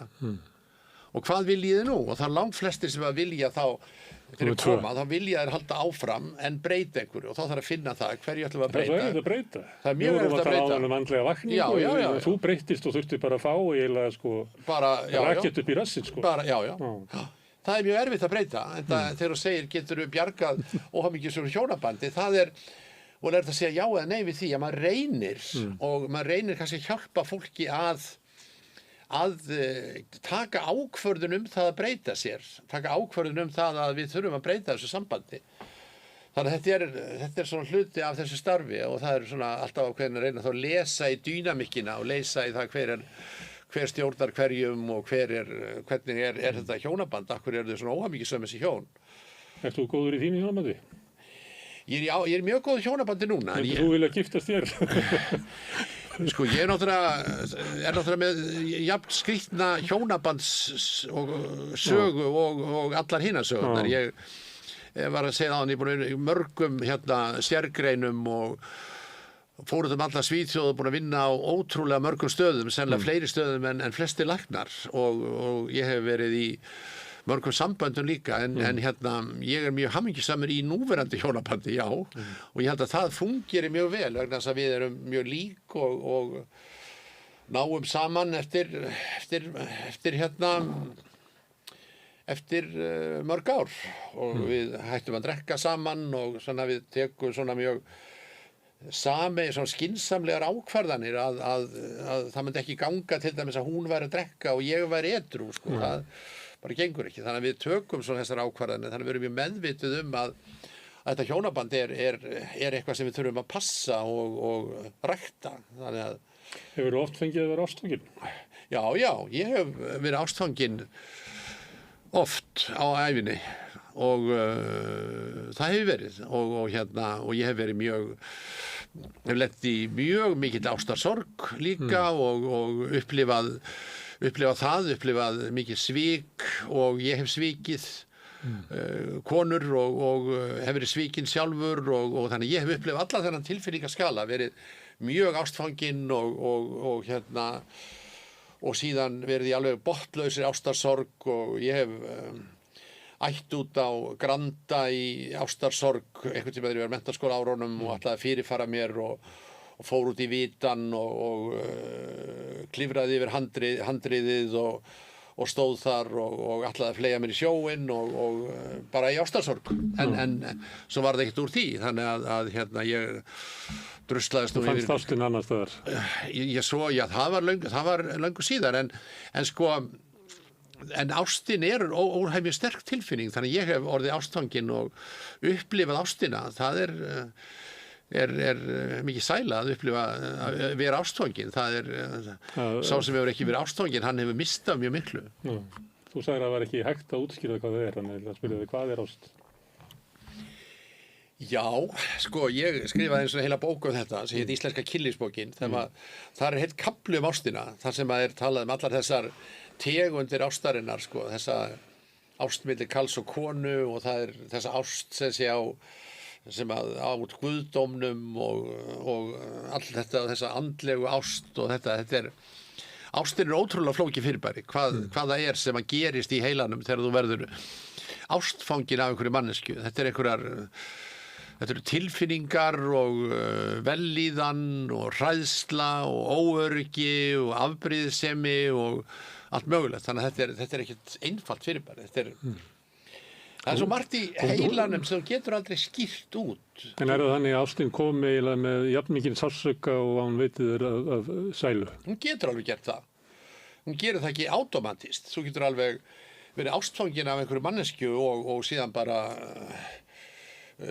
lifa þau hamingjusömu lífi það sem eftir það er sagðar þannig sögur og það er náttúrulega mjög mikið það í mínum kreðsum að fólk er að halda núna upp á 55 eða 60 ára brúðkaupsafmæli og sum þessara hjónabanda hafa kannski verið ágætt alla tíð og önnur verri en þetta gerir stundum en svo er aðrir sem að verða ástfangnir en svo einhvern veginn er það bara eins og allt hefur sinn tíma svo ég vitni nú aftur í þig að allt hefur sinn tíma ástin hefur líka sinn tíma þannig að fólk allt í glasið orðið tómt allt í sko er fólk að það sér maður mjög oft í þessum hjónaviðtölum þetta að fólk lendir á skilnaðarbraut og þá sér maður bara maður getur farið sko En geturðu bjargað hjónabandi þar sem ástin er fjarað út? Nei. Það er rosalega erfitt. Maður fyrir alltaf að reyna að finna hvað er það í þessu sambandi sem að límir ykkur saman. Hvað er límið í sambandinu? Það er alltaf það sem verður að velta fyrir sér. Hvað? Og það verður að vera ást. Það verður að vera maður... En stundum segir fólk líklega eitthvað í viðtalinu að það er bara að vera að lýsa eins og það sé svona rekstrarreining. Já, það hljómar ekki vel. Börnin og sumarbústaðurinn, við erum með trjárækt upp í sumarbústað. Já, eða maður segir sko, oft spyr maður bara beint út, hvað, elskar þessa konu sem situr hérna með okkur? Og þá segja menn svona, sko, geta sagt, já, ég elska hana og það alltaf góð sviti. Eða segja, já, ást, hvað það? Eða ég elskaði hana. Já, eða ég elska hana, eða, já, mér ekki samum hana. Þannig að það er vont teikn þegar menn svara þannig. Það að vera til er náttúrulega stórkostlegt, en það að vera til og vera ástfangin, það er eins og lífið fullkomnist. Já, ástin það er mjög yndisleg tilfinning að vera ástfangin og að vera ástfangin er mjög góð tilfinning, það er það. En síðan... En hún er ekki alltaf í boði. Nei, svo er náttúrulega það ekki og svo getur svo margt komið upp á sem að spillir á milli fólks og eitthvað sem að gerist sem að einhvern veginn breytir afstöðu og þannig að lífið svo fjölbreytilegt og lífið það er svo margt sem að gerist, lífið svo viðburðaríkt, það er svo margt sem gerist, það er svo mikið áreiti, það er svo margt sem að breytir hlutum, breytir þessari breytu. Herðu, fórst að stúdera sögulæknisfræðinnar. Já. Á hverju? Það var bara einhver rosalega áhugi sem ég var fyrir sögulæknisfræðina. Ég fór alltaf að velta svo mikið fyrir mig sögu og fór að halda einhverja fyrirlestra sögu geðlækninga fyrir stúdentana og svo hugsaði mér ég ætla að læra þetta einhvers staðar annars staðar, fara í háskólanám og þá fyrir til Þýskalands því að þar eru alls konar svona deildir inn á spítulum, þar sem Institut for Medizingeschichte, þar sem bara ákveðin deild sem er sögulæknisfræðinnar og já, svo bara einhvern veginn, ég var líka orðinn svo leiður á öllu, ég var svo leiður á geðlækningum, leiður á Landspítalanum, leiður á þessum sjúklingum og svo var ég farin að drekka aftur og nefndi þess ekki lengur og svo ég bara ákvaða að venda mínu kvæði kross og fer til Þýskalands og þar í 1,5 eða 2 ár. Í námi og drykkju? Já, námi og drykkju og svona var þar og sótti fyrirlestra og byrjaði að skrifa þessa bók dauðan. Þannig á þessari deild þar sem ég var í Berlín, þar var mikil áhersla lögð á sögu dauðans. Dauðinn var mjög svona vinsælt rannsóknarefni á þessari deild, margir sem voru að rannsaka dauðan.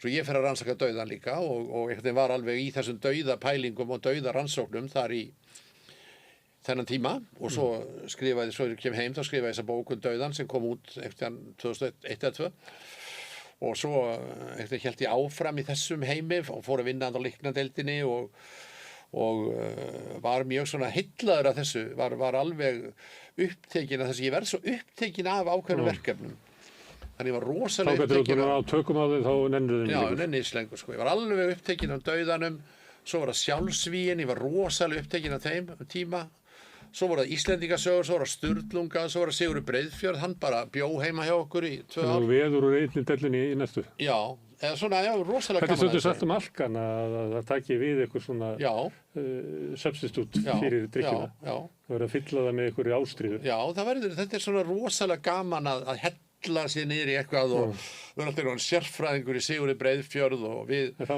það leitið, þá missur áhugan á því? Já, svo við fórum sko allt land. Þetta nýtist fyrir ekkert sérstaklega? Við fórum allt land. Loksins þú ert búin að ná góðum tökum á viðfangsefninu? Já. Þá missur áhugan á því? Já, svona eða þannig sko. Það er ekki hægt að sko... Ég vitna enn og aftur í þig. Allt hefur sinn tíma. Já. eins og þeir eru rakst með frá pressunni. Já, því að tíminn breytist, sko. Tíminn breytist og það er ekki að halda endalaust áfram, sko. Þú getur ekki verið bara alltaf í Sigurði Breiðfjörð. Nei. Svo er ég bara búinn með hann og búinn að skrifa bókina og við erum búin að ferðast allt land og halda fyrirlestur hana og Jóhanna Þórhallsdóttir kona mín, hún kveður rímur og við gerum þetta en svo missir fólk áhugan og allt í einu minnkar eftirspurnin og þá var að fara að gera eitthvað annað. Þú getur ekki verið alltaf, það er þessi stöðnun sem ég er að tala um, það er það sem er svo... En saga læknisfræðinnar. Já. Ég er náttúrulega lesið eitthvað svona bækur og sérstaklega kannski út frá geðlækningum og sumt í þessari sögu er náttúrulega bara hryllilegt. Hryllilegt. Það sem að, kemur í ljósa því að geðsjúklingur er réttindaminnsta fyrirbrigði í samfélaginu. Læknirinn hefur algjört yfirráð yfir lífi þessa fólks og það sem læknarnir hafa gert er eiginlega bara... Margt er mjög vafasamt. Alveg. En þeir höfðu náttúrulega engin þeir höfðu náttúrulega engin tól eða tæki til þess að gera nokkuð skapaðan hlut. Þegar ég að vinna á Klepp. Þeir reyndu þá bara að gera eitthvað. Ég reyndi að gera eitthvað eins og náttúrulega reyna þessa lóbotómíu sem var skelfileg, þeir reyna rafmagnsmeðferð. Þú veist það brandari sem sagt við ykkur geðlækna að eini geðlæknir sem fengi Nóbelinn sá. Hann Egon, vinnu minn. Sem hrærði í frammeilunum. Það var Portugali og Egon Moritz sem var mjög þekktur læknir og mikið snillingur sko. Hann var mjög skrítið, hann skildi fá verðlaunin fyrir þetta, hann átti að fá þau fyrir allt annað sko. Hann var líka í öðrum sérgreinum læknisfræðinnar sko. En það alveg satt, en ég hafði bara mjög gaman að þessu að stúdera þessa sögu. Svo fór ég að halda fyrirlestur, svo þegar ég komin heim úr þessu námi þá skrifa ég sögu Klepps og fekk alveg 1 ár til þess, þá var saga Kleppur á 100 ára og ég skrifaði hana, þá sögu. Og var þá fekk alveg frjálsar hendur með að valsa Klepp og lesa alla sjúrnala og því, þannig ég gat skrifað mjög svona bók sem það sem ég reyndi að taka á sögunni ekki eins og einhverju stofnanasögu sem verið fyrst árið einhver hetjusaga stjórnenda, heldur að taka á þessu líka út frá sjúklingum, aðstandendum og öllum sem að koma máli. Og það gerði ég og þar nýttist þetta nám sér alveg, sko, nýttist mér. Þannig að þetta svona, en sko, en maður verður eitthvað alltaf að halda áfram, það það sem og það það sem ég alltaf verið svo hræddur við. Eftir vissu það, kom ekki daginn sem að óttar minn, þú átt ekki að halda áfram, varðu nú að slappa þess af? Já, sko, það alltaf búið að tala það mikið við mig núna, ég að fara að hætta að vinna og svona, en ég held alltaf áfram. Hver það sem að segja það? Það eru allir mögulegir, hvert enn að vinna og hvað ætlar að vinna lengi og ertu ekki að spila golf, ertu ekki að gera þetta. Sko ég á þessari ertu enn kynslóð, sko. Það alltaf verið að spyrja mig ertu enn í húsinu, ertu enn áskrifandi á mokkanum, ertu enn að keyra bílinn, ertu enn að ferðast. Og það náttúrulega út af þessari staðalímynd eldra fólks, að eldra fólk á að búa í íbúð fyrir aldraða í einhverju blokk og fara í peysufötin fara þess vegna og dansa gömludansana og fá mat frá Reykjavíkurborg. Þetta bara staðalímyndin og ef maður fellur utan við hana þá spurt hvenær ætlar að verða staðalímynd og ég náttúrulega ennþá sko ég náttúrulega ekki heilsuhraustur eins og ég var en ég ennþá vinnufær en ég með alls konar heilsufarsvanda sem að stríða mér en ég alveg vinnufær og ætla að vinna allavega. Má ég spyrja hvað það er? Ég bara með hjartasjúkdóm sem mjög sjaldgæfur og leiðilegur og svona með hjartabilun út af honum og geti leitt gengið að staðið og verða mjög móður og því að labba niður í þóttós og svona gengu upp og niður og allt í einu hverfur orkaðin allt í einu bara orkaðin horfin og ég svona bara mjög og búin að vera í miklu rannsóknum út af þessu og þetta bara eitt af því sem maður þarf að lifa með og sætta sig við. Mér veist að þetta veri eitthvað 9.000 manns sem að verða að glíma við hjartveiki. Já, örugglega sko. Þegar ég fekk þetta þá var það að reyna að normalísera það fyrir mig. En maður verður náttúrulega aldrei, það alltaf þetta sama sko. Sá eldur en heitastur sem sjálfum brennur að þú verður bara einhvern veginn að miða alltaf út frá sjálfum þér og lifa því lífi sem að þú svona, auðvitað verið hægt bara að fara heim og setjast í helgan stein og rúlla þumalfingrónum sko og bíða eftir því hvað gerist en náttúrulega við vitum það báðir að það eina sem gerist það sem við látum gerast, það ekkert sem gerist annað þannig að við verðum að ef við viljum vera út í samfélaginu þá verðum við að vera þar, vera farðangað það er enginn sem kemur og sækir mann. Það er líka stór hluti af lífinu sem í boði, það er ekki langstæsti hluti af mann fyrir utan mann sko. Ég segi þetta við börnum mín sko. Já, þannig að maður verður alltaf að vera tilbúin til þess. Þannig að ég hef... Það eitt sem að ég fekk hjartabilun í vetur. Þá hefur alls konar fólk samband við mig sem með hjartabilun og alls konar hjartveiki. Það sem að mér fannst komið svolítið óvart að saga, það var engar sögur eins í þessu. Hvernig sjúkdómurinn leggst á fólk, hvað það sem að fólki finnst að vera að missa og mér finnst alveg ótrúlegt að hlusta á þetta. Ég er náttúrulega ekki læknir en þannig lendi ég bara í því að allt í einu fyrir fólk að segja með sjúkdómssögu sína og þá einhvern veginn rennur upp fyrir manni að þetta einhvern veginn bara óendanlegt litróf. Þú veist, það ekki þannig að þú getur tekið eitthvað sem er hjartveikur og sett hann inn í þetta hólf og þetta lausnin fyrir hann. Nei. Heldur þetta einhvern veginn bara óendanlega flókið. Já. Þetta er kannski eins og með alkohólisman, sko. Að þú verður að vera, sko, viðbúin öllum þessum litbrigðum sem eru þarna. Að þessar hjartabilanir eru mjög mismunandi og mismunandi líf sem virka á þær og fólk upplifir þær mismunandi. Þannig að þetta er allt saman mjög einstaklingsbundið.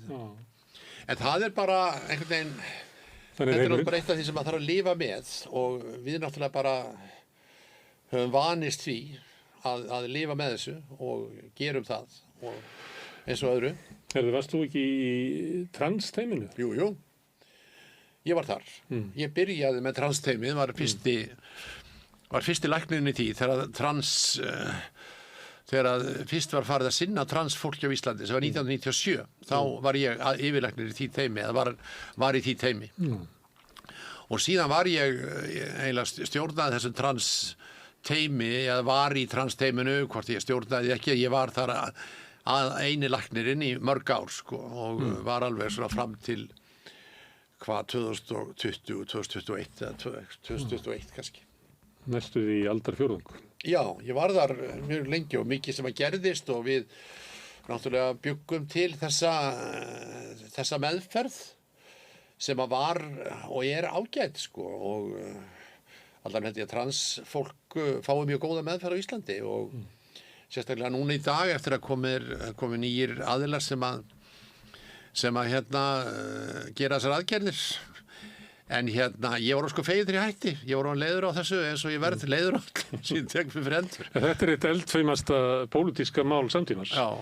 Þú getur alveg leyst upp. Já, ég hef aldrei farið inn í þessa umræðu.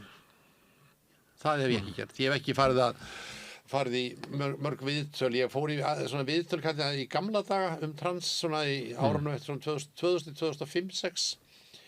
En eftir það vann ég bara mína vinnu, sinnti þessu fólki, tók þau viðtöl, setti í gang hormónameðferð, mat þessa einstaklinga, vísaði þeim til sálfræðings, hjálpaði þeim að skipta nafn og síðan var ég á þingum og við komum sum í aðgerð og svona. Ég tók ekki þátt í þessari pólitísku umræðu trans, það gerði ég aldrei. Ég bara er það að vinna mína vinnu, ég er bara á því að þetta var hópur einstaklinga þar sem að kynvitundin að hún stemdi ekki við þessi ytri kyneinkenni og þá kom upp þessi mikli kynami sem ég upplifði mjög sterkt, sérstaklega hérna í byrjun. Það sem fólki leið alveg óskaplega illa vegna þess að það gat ekki sætt sig við þennan líkama sem að þeir voru fæddir í. Þannig að ég vann mikið í þessu og var mikið í þessu tíma en svo. En af hverju var transteimið til? Transteimið var til vegna þess að áður en transteimið var búið til að þá var öllu vísað til Danmerkur og þá var sagt sko ef að einhver kom og sagðist vera trans eða sagðist halda að vera trans þá var sagt viltu ekki flytja til Danmerkur það er tekið vel á móti þér þar eða í Svíþjóð og þeir veitaði laust en þá kemur allt í einu transmaður og fer til Ólafs Ólafssonar landlæknis og segir þetta, ég vil fá meðferð hér á Íslandi. Ólafur var yndislegur maður eins og kannski vissir og hann segir, ég farðu til Danmerkur og þessi transmaður segir nei, ég bara ætla ekki til Danmerkur. Og svo endar með því að þetta verður svona einhver þráskák, svona þrátefli milli Ólafs og þessa manns. Að þessi maður kemur upp á skrifstofu landlæknis á hverjum einasta degi og situr þar í biðstofunni þegar Ólafur kemur með hattinn og segir, ertu búin að gera eitthvað fyrir mig? Og það endar með því að Ólafur bara gefst upp og hringir í 4 lækna sem hann þekkti. Og og bara segir... Allir sögðu nei nema þú? Nei, við svo allir já. Og þetta verður fyrsta transteimið. Og þessi hópur bara stofnaður í kringum þennan eina einstakling að hjálpa honum. Og við gerum það. Vissir þú eitthvað trans fyrir þann tíma? Nei, ekki neitt. Og ég bara settur í þetta transteimi og ég byrjaði því að fá styrk til að fara til Svíþjóðar og Danmerkur og áttaði mig á því að það var gjör ólík meðferð í Svíþjóð og Danmörku. Svíarnir voru langfremstir í heiminum í transmeðferð þá og við fórum í samvinnu við þá og þannig að þetta var svona bara þróaðist. Ég var bara algjörlega að byrja upp frá grunni og fór inn í þetta frá grunni og svo bara þróaðist þetta og þessum einstaklingum fjölgaði mjög mikið og þetta var allt í orðin bara mjög margir sem voru í þessu ferli og við gerðum aðgerð þetta hér, fengum lækni frá Svíþjóð til að gera aðgerðir og þetta var bara mjög svona að mörgu leyti ágætt meðferð og mikið auðveldar að vera trans hér heldur en í til Danmörku eða Færeyjum eða Noregi. Við fengum meira að segja transflóttamenn frá Noregi sem að... Af hverju auðveldar að vera hér? Við bara vorum mikið betur fungirandi meðferð. Í Noregi voru þeir náttúrulega alltaf að fást við trúna. Þetta var eitthvað sem var náttúrulega að vera að breyta sköpunarverkinu og þeir eru náttúrulega trúari en við. Þannig við fengum svona transflóttamenn frá Noregi sem voru yfirleitt svona í trúuðum fjölskyldum. Og þannig að við byggum til bara mjög góða meðferð sem var sambærilega við sænsku meðferðina. Og Guðinn þinn sem að þú talaði reglulega, hann leyfir þér að breyta sköpunarverkinu? Já, við erum alveg sammála um það. Hann er mjög líkur allt. Meðreiðar Sveinn Guðs í sköpunarverkinu? Já, hann fyrirgefur mér það alveg, sko. Hann er alveg sammála því að við eigum að hjálpa fólki að verða hamingjusamt. En af hverju heldur þetta sé svona heitt mál? Ég held að það sé náttúrulega út af þessu, það er náttúrulega einhverjar svona trúarlegar hugmyndir og þessi að afneita því að þetta geti verið til, að þetta fyrirbæri sé til. Er þetta ólík afstaða til transfólk núna en var til dæmis til homma 1968? Ég veit að því, svona, mér finnst náttúrulega, sko, transfólki hefur náttúrulega fengið mikla viðurkenningu og er náttúrulega í dag er það alveg, ég held að sé ekki neinar svona mikli transfordómar í samfélaginu lengur. Heldur ekki? Ég held ekki. Ég held að það sé ekki mikli transfordómar og maður fann það náttúrulega mjög vel á sínum sjúklingum þegar ég var þarna í þessum bransa að fólk upplifði að þetta hefði gjörbreyst og væri að breytast, að það var mikið meiri tolerans í samfélaginu og meiri tolerans á vinnustöðum og því, þannig að þetta væri allt öðruvísi en það var. Þetta breytist, það var búið að fræða og búið að tala mikið um þetta og transfólk hefur komið fram og sagt sína sögu og því, þannig að þetta hefur verið... En það er núna kannski á svipuðu stað og hommarnir voru svona 85, ef það kemur í Kastljós, þá fengu hommarnir alltaf hérna Gunnar í krossinu með eitthvað á móti sér. Já. En núna fáðu menn Snorra Másson eða eitthvað. En það ferði ýktustu útgáfuna á móti. Ég veit, ég kannski fylgst ná vel með þessu síðan ég hætti þessu. Ég er svona dálítið þannig að ef ég hætti einhverju þá bara hætti ég því, sko. Þannig að ég skipti mér ekkert af transmálum í dag. Ég kem ekki nálægt þeim og er með nokkra sjúklinga á stofu sem ég er að hitta en að öðru leyti er ég ekkert inn í þessari umræðinu sinni.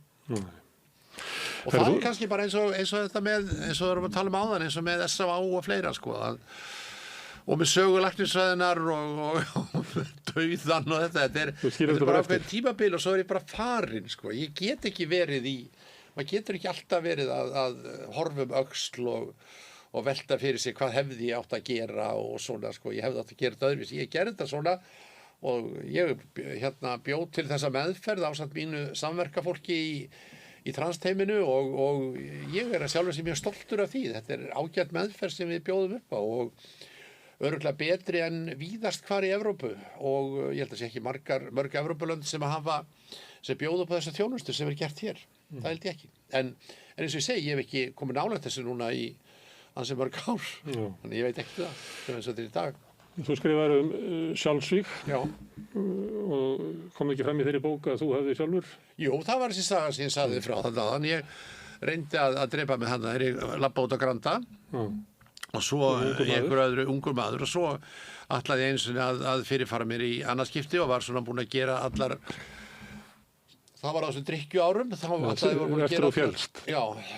að gera allar svona ráðstafanir í því, en svo hætti ég við, þannig að ég svona var alveg, sko, náttúrulega sjálfsvíg er aldrei skyndi ákvörðun. Sjálfsvíg er mjög langt ferli, þú ert mjög lengi á þessar sjálfsvígsbraut, þannig að ég þekki það mjög vel. Það er eins og með skilnað, skilnaður er aldrei skyndi ákvörðun, þú ferð á þessa skilnaðabraut.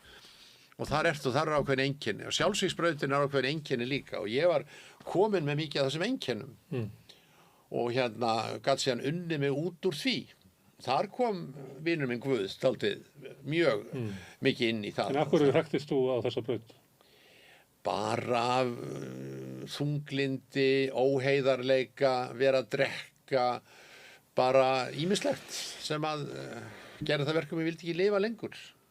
Það var svona sjálfsfyrirlitning. Já, bara svona sjálfsvorkun, mikil svona sjálfsásakanir, óheiðarleiki og margt annað sem kom til og svo einhvern veginn tókst mér að vinna mig út úr þessu og síðan skrifaði þessa bók og var að vinna mikið í sjálfsvígsforvörnum líka svona þannig að ég fór í það svo hætti ég í því eins og öll öðru. En þú ert þunglindur og horfir yfir stöðu þína í lífinu og líf þitt hingað til og kemst að því að það er best að enda þetta. Nokkru síðar metur stöðu þína í lífinu allt aðra og horfir yfir sama æviferil og finnst það að vera gjöfult og frjósa. Hver er munurinn þarna? Já, þarna sko, þetta í raun og veru forsenda þess til dæmis að við fáum að svipta fólk sem er talið verið sjálfsvígshættu sjálfræði og það oft fólk sem ekki í geðrofi eða neitt því. Við fáum við svipta sjálfræði vegna þess að við töljum að við getum hjálpaði að komast yfir þetta þunglindi sem veldur þessum sjálfsvígshugsunum og þessu vonleysi og það það sem að gerist í sjálfu sér að í þessum málum að maður er náttúrulega bara lundin, geðslægið, það sveiflast upp og niður og maður misglaður og misánægður með lífið og ef maður mjög dapur af einhverju annari ástæðu líka, það margt sem mann mótdrægt og þá koma þessar neikvæðu hugsanir eins og það að ég byrði fyrir alla og öllum bara, það allir glaðir ef að ég yfirgef þetta líf og það öllum sama og ég bara gera öllum greiða með því að fara hérðan og því. Þetta eru svona alvarlegustu hugsanirnar í sjálfsvígsferlinu þegar menn fara að hugsa svona. Að sjálfsvíg þeirra eða dauði þeirra yrði bara mikið svona léttir og gleði efni fyrir fjölskylduna. Það mjög alvarlegt einkenni. En síðan þegar menn allt í einu sko kannski vakna upp af þessu eins og þegar ég fór kannski að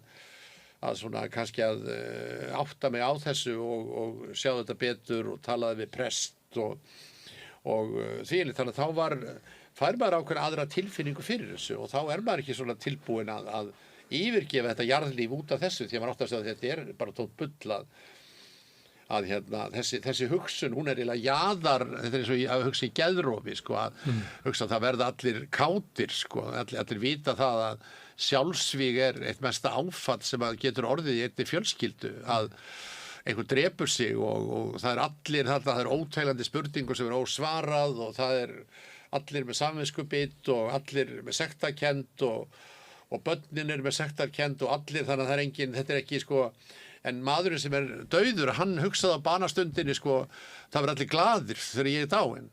Þetta náttúrulega ákveðin þegar jaðra að vera geðrofshugsun, þetta svo fjarri allur raunveruleika. Og þetta náttúrulega átt að maður sjá. Það rosalega mikið rugl í haustum okkur. Já, þetta mikið rugl í haustum okkur. Það mikið að svona alls konar svona, sko, þessum að menn fara út úr raunveruleikanum. Það sem skiptir svo miklu máli. En á hverju erum við með svona mikið rugl í haustum? Ég segi stundum við börnum mín að sniðast sem ég getur lært að segja æ, góði Smári, hættu þessu helvítis rugli. Já, og það náttúrulega bara eitthvað sem maður lærir kannski á langri ævi að hætta þessu rugli.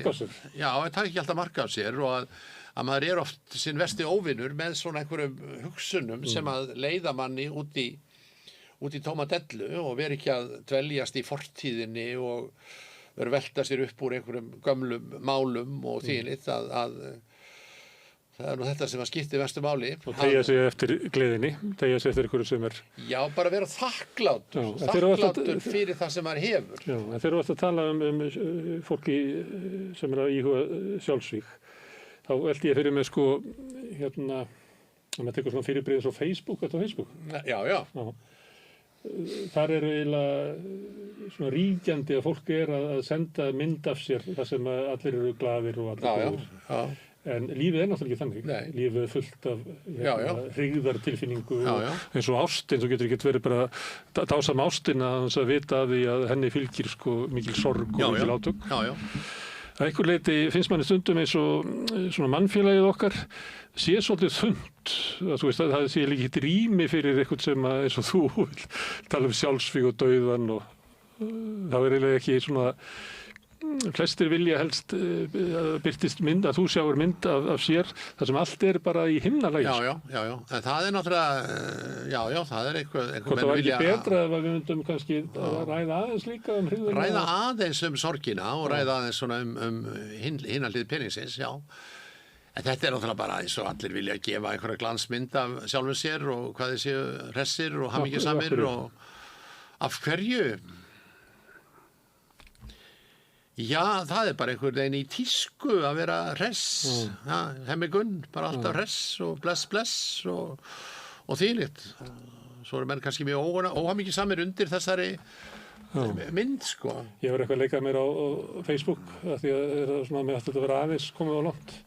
Þá skrifa ég eitthvað svona að í mér inni djúpt og þykkt fljót hryggðar og hef alltaf gert frá því ég var barn.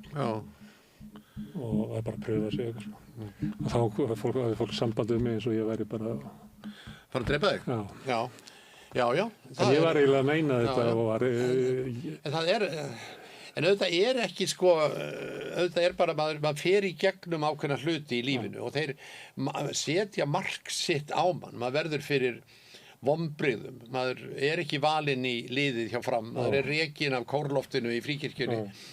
Maður ekki ráðinn í stöðu sem maður langar í, maður kemst ekki í námið sem maður sækir Þannig lífið náttúrulega fullt af svona vonbrigðum og það mjög mismunandi hvernig fólk ekki nóg og fleira. Og hjónabönd, það leysast hjónabönd og maður lendir í útistöðu með börnin sín og þannig að lífið fullt af alls konar mótlæti en það náttúrulega bara spurning hvernig maður lítur á þetta, hvort maður sé alltaf að velta þessu mótlæti fyrir sér eða horfi á lífið meira svona í einni heild að þetta eru sigrar líka og að koma augnablik þar sem manni líður mjög vel og mjög hamingjusamur og maður að vera þakklátur fyrir það, að vera þakklátur fyrir það líf sem maður fær og ég náttúrulega hef mjög mikla ástæðu til að vera þakklátur fyrir hvernig mitt líf hefur þróast að mér varst náttúrulega þarna 1985 þegar ég kem frá Svíþjóð og það bara allt að fara til helvítis þannig. Þetta var mjög svona leiðilegt líf sem ég lifði eins og bara einhvern veginn allt gerist eitthvað eins og bara fyrir einhvern töfrasprota þá allt ég orðin yfirlæknir í áfengismeðferð og edrú og fyrirlesari og guðmóta hvað. Það tekti eftir því. Já, það tegði eftir því, en þetta líka svona ákveðin heppni. Lífið svo mikið líka að vera á réttum stað, á réttum tíma og ég alltaf fæði þessa tilfinningu þarna úti í Noregi að ég verða hægt að drekka og það verður til ég tala við Þórarinn og tala við S.A.A. og svo fyrir að vinna og svo alltaf bara þessi bolti farin af stað. Og síðan hefur náttúrulega mjög mikið gerst og allt sem allt þetta jákvæði í mín lífi. Ég hefur náttúrulega þennan grunn til að byggja á þetta líf og minn karakter og mitt læknanám og öll mín próf og doktorsgráðu og allt þetta. En svo bara fer ég að nota þetta allt saman allt öðru vísi þegar að eftir að þetta gerist allt saman hann 1985 og svo bara heldur lífið áfram. Þú sagðist að skrifa bók. Hljómar svolítið eins og sérst að fara að skrifa svona næstu endurminningar. Nei, ég ætla ekki að skrifa ævisögu. Nei, ég ætla ekki að skrifa ævisögu mína. Ég búin að ákveða það. Ég bara nenni því ekki, sko. Ég búin að lesa svo mikið af ævisögum og... Það eru fáar góðar. Já, það eru fáar góðar og maður þarf þá að vera mjög, sko, hvaða sögu ætlar að segja, sko. Það aðalmálið, sko. Hvað það sem þú þarft að segja? Og það ég bara búin að... Ef ég ætla að segja ævisögu mína, ég myndi aldrei skrifa hana. Ég að skrifa allt annað, aðrar að velta fyrir mér allt öðrum hlut. Ég enn í þessum sögulegu pælingum einhverja skrýtna kalla sem vekja áhuga minn, sko. Og þannig ég ætla ekki að skrifa ævisögu mína. Hún verður aldrei gefin út. Vorum að tala dauðan áðan. Veit ekki hvað það dauðinn? Hvað dauðinn? Dauðinn mjög auðgreindur, hann bara, þegar sálinn farin, það bara, það sem ég veit ekki, sko. Trúir það sé líf eftir dauðan? Hvað segir þinn Guð? Hann segir reynda að þú ekkert að pæla í því. Látum við dauðu grafa inn á dauðu. Ég veit ekki alveg, það náttúrulega úr Gamla testamentinu, sko, þessi endur, sko, ég allavega hef ekki trú á því að lífið eftir dauðan sé bara eins og eitthvað svona framhald á þessu lífi og öðru tilverustigi.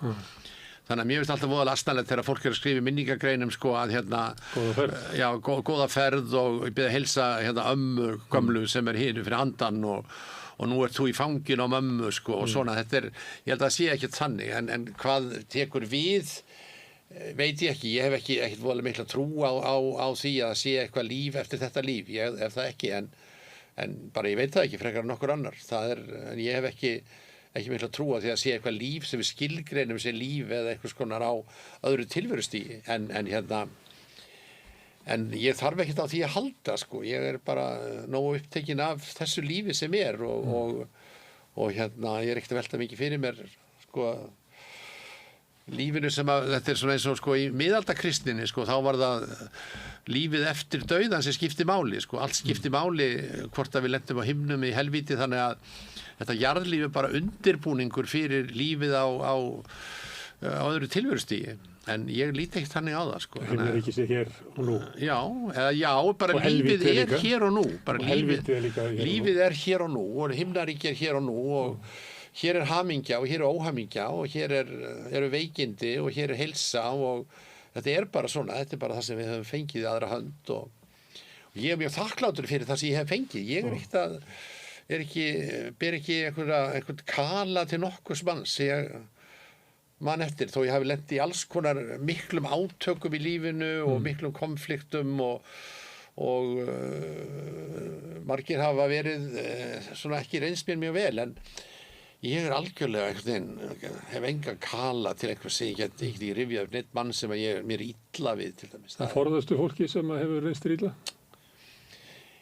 Já, svona kannski ósjálfrátt, en ég ekkert hræddur við það, þannig að ég get alveg hittað og tala við það, en ég ekkert að forðast það eða aðalmáli. En þetta bara eins og með allt í lífinu að sko, þetta bara eins og með kvíðan, sko. Kvíði bara hluti af lífinu sjálfu, og það allir kvíðnir, og það aldrei hægt að losa sig við kvíðan. Það ekki til neitt sem heitir kvíðalaust líf, en aðalmáli þá að láta kvíðan ekki stjórna sér.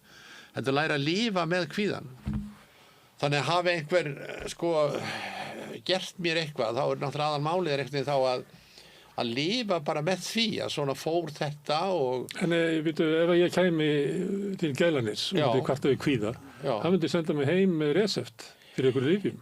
Hann myndi náttúrulega, nei, hann gerir það nú ekki í fyrstu lotu. Hann myndi fyrst og fremst að velta fyrir þér, hvernig þessi kvíði og hvað ertu búin að gera til þess að ná tökum á honum? Ertu með einhver hjálpartæki? Ertu með einhver bjargráð? Eitthvað sem þú ert búin að gera áður? Þú hlýtur að hafa farið í því sálfræðings. Kendi sálfræðingur einhverjar aðferðir til þess að ná kvíðanum. Hvað það sem að þú kvíðir? Hvernig þessi kvíði? Ég bara með afkomu kvíða því að ég á svo lágum launum og einstæð móðir með 3 börn og ég bara linnulaus með afkomu kvíða.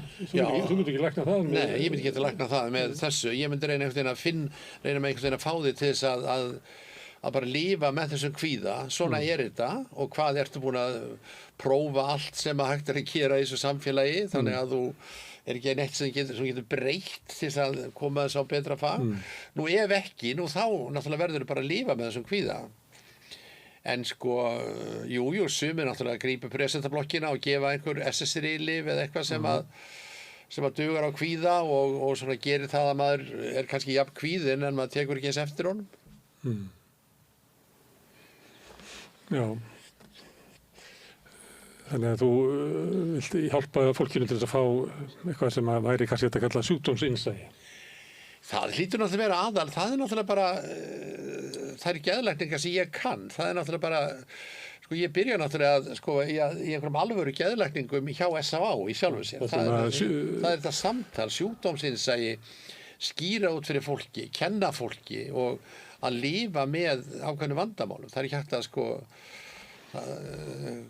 sko ég með þessa hjartabilun og ég get ekki ég verð að lifa með henni en ég vil ekki láta hana stjórna mér. Ég get alveg látið hana stjórna mér. Ég get alveg sagt við þig þegar þú segir, viltu koma í þetta viðtal og þá segir, nei, ég fer eiginlega ekki úr húsi, ég er svo hjartveikur. Ég get alveg sagt það. Og þá sjúkdómurinn sko orðin fann að stjórna mér. Og það er náttúrulega það sem gerir svo víða. Það er að sjúkdómurinn bara tekur öll völd, sko. Og sumir sjúkdómar eru bara orðin sko hluti af fjölskyldunni. Það er lagt að borð fyrir þá heima.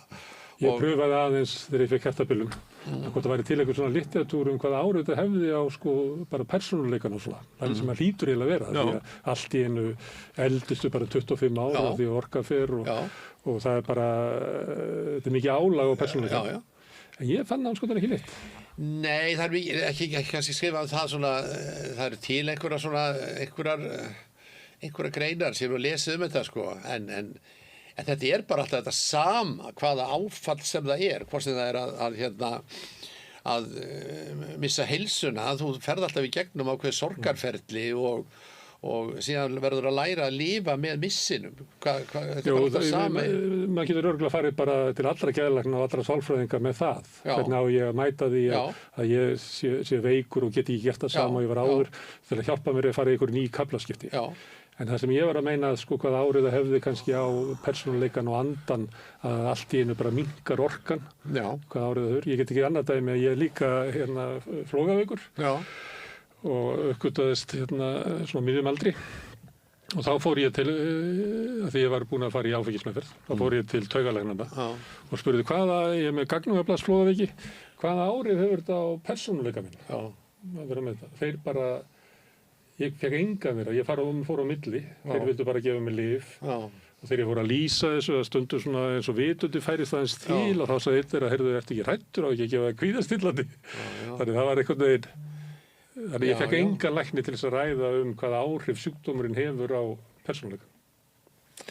Nei, þeir bara ekki vita nóg mikið það, sko, eða ekki verið tilbúinir til þess að velta því fyrir sér, aldrei fengið þessa spurningu, þannig að það er bara þannig. En það er mikilvægt að hafa eitthvað innsæin í. Já, en auðvitað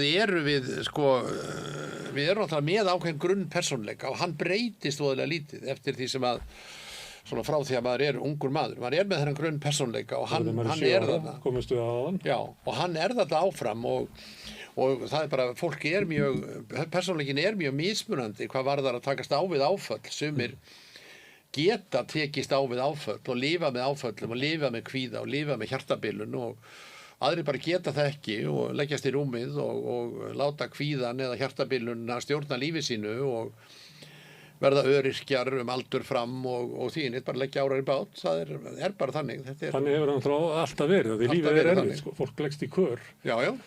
Því að bara lífið er too much, sko. Já, fólk hefur gert það og það var erfiðar hér áður og núna er það mjög erfitt að leggjast í kör, sko. Ef þú ætlar að leggjast í kör út af elli, þá færðu það ekki, sko. Það er komin einhver sjúkraþjálfari og dregur það á fætur, sko. Þannig að þetta er bara eins og þetta er. Herðu, Óttar, gaman að fá því spjalla heim og geima. Sjálf þig. Hvernig fannst þér þetta samtal? Því mest bara skemmtilegt. Skemmtilegt. Ekkert kom þér á óvart?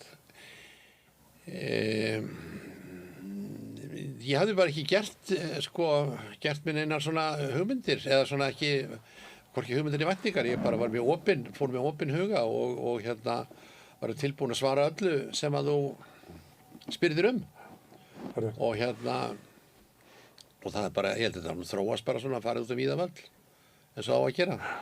Kærar þakkir fyrir komuna. Takk að þér.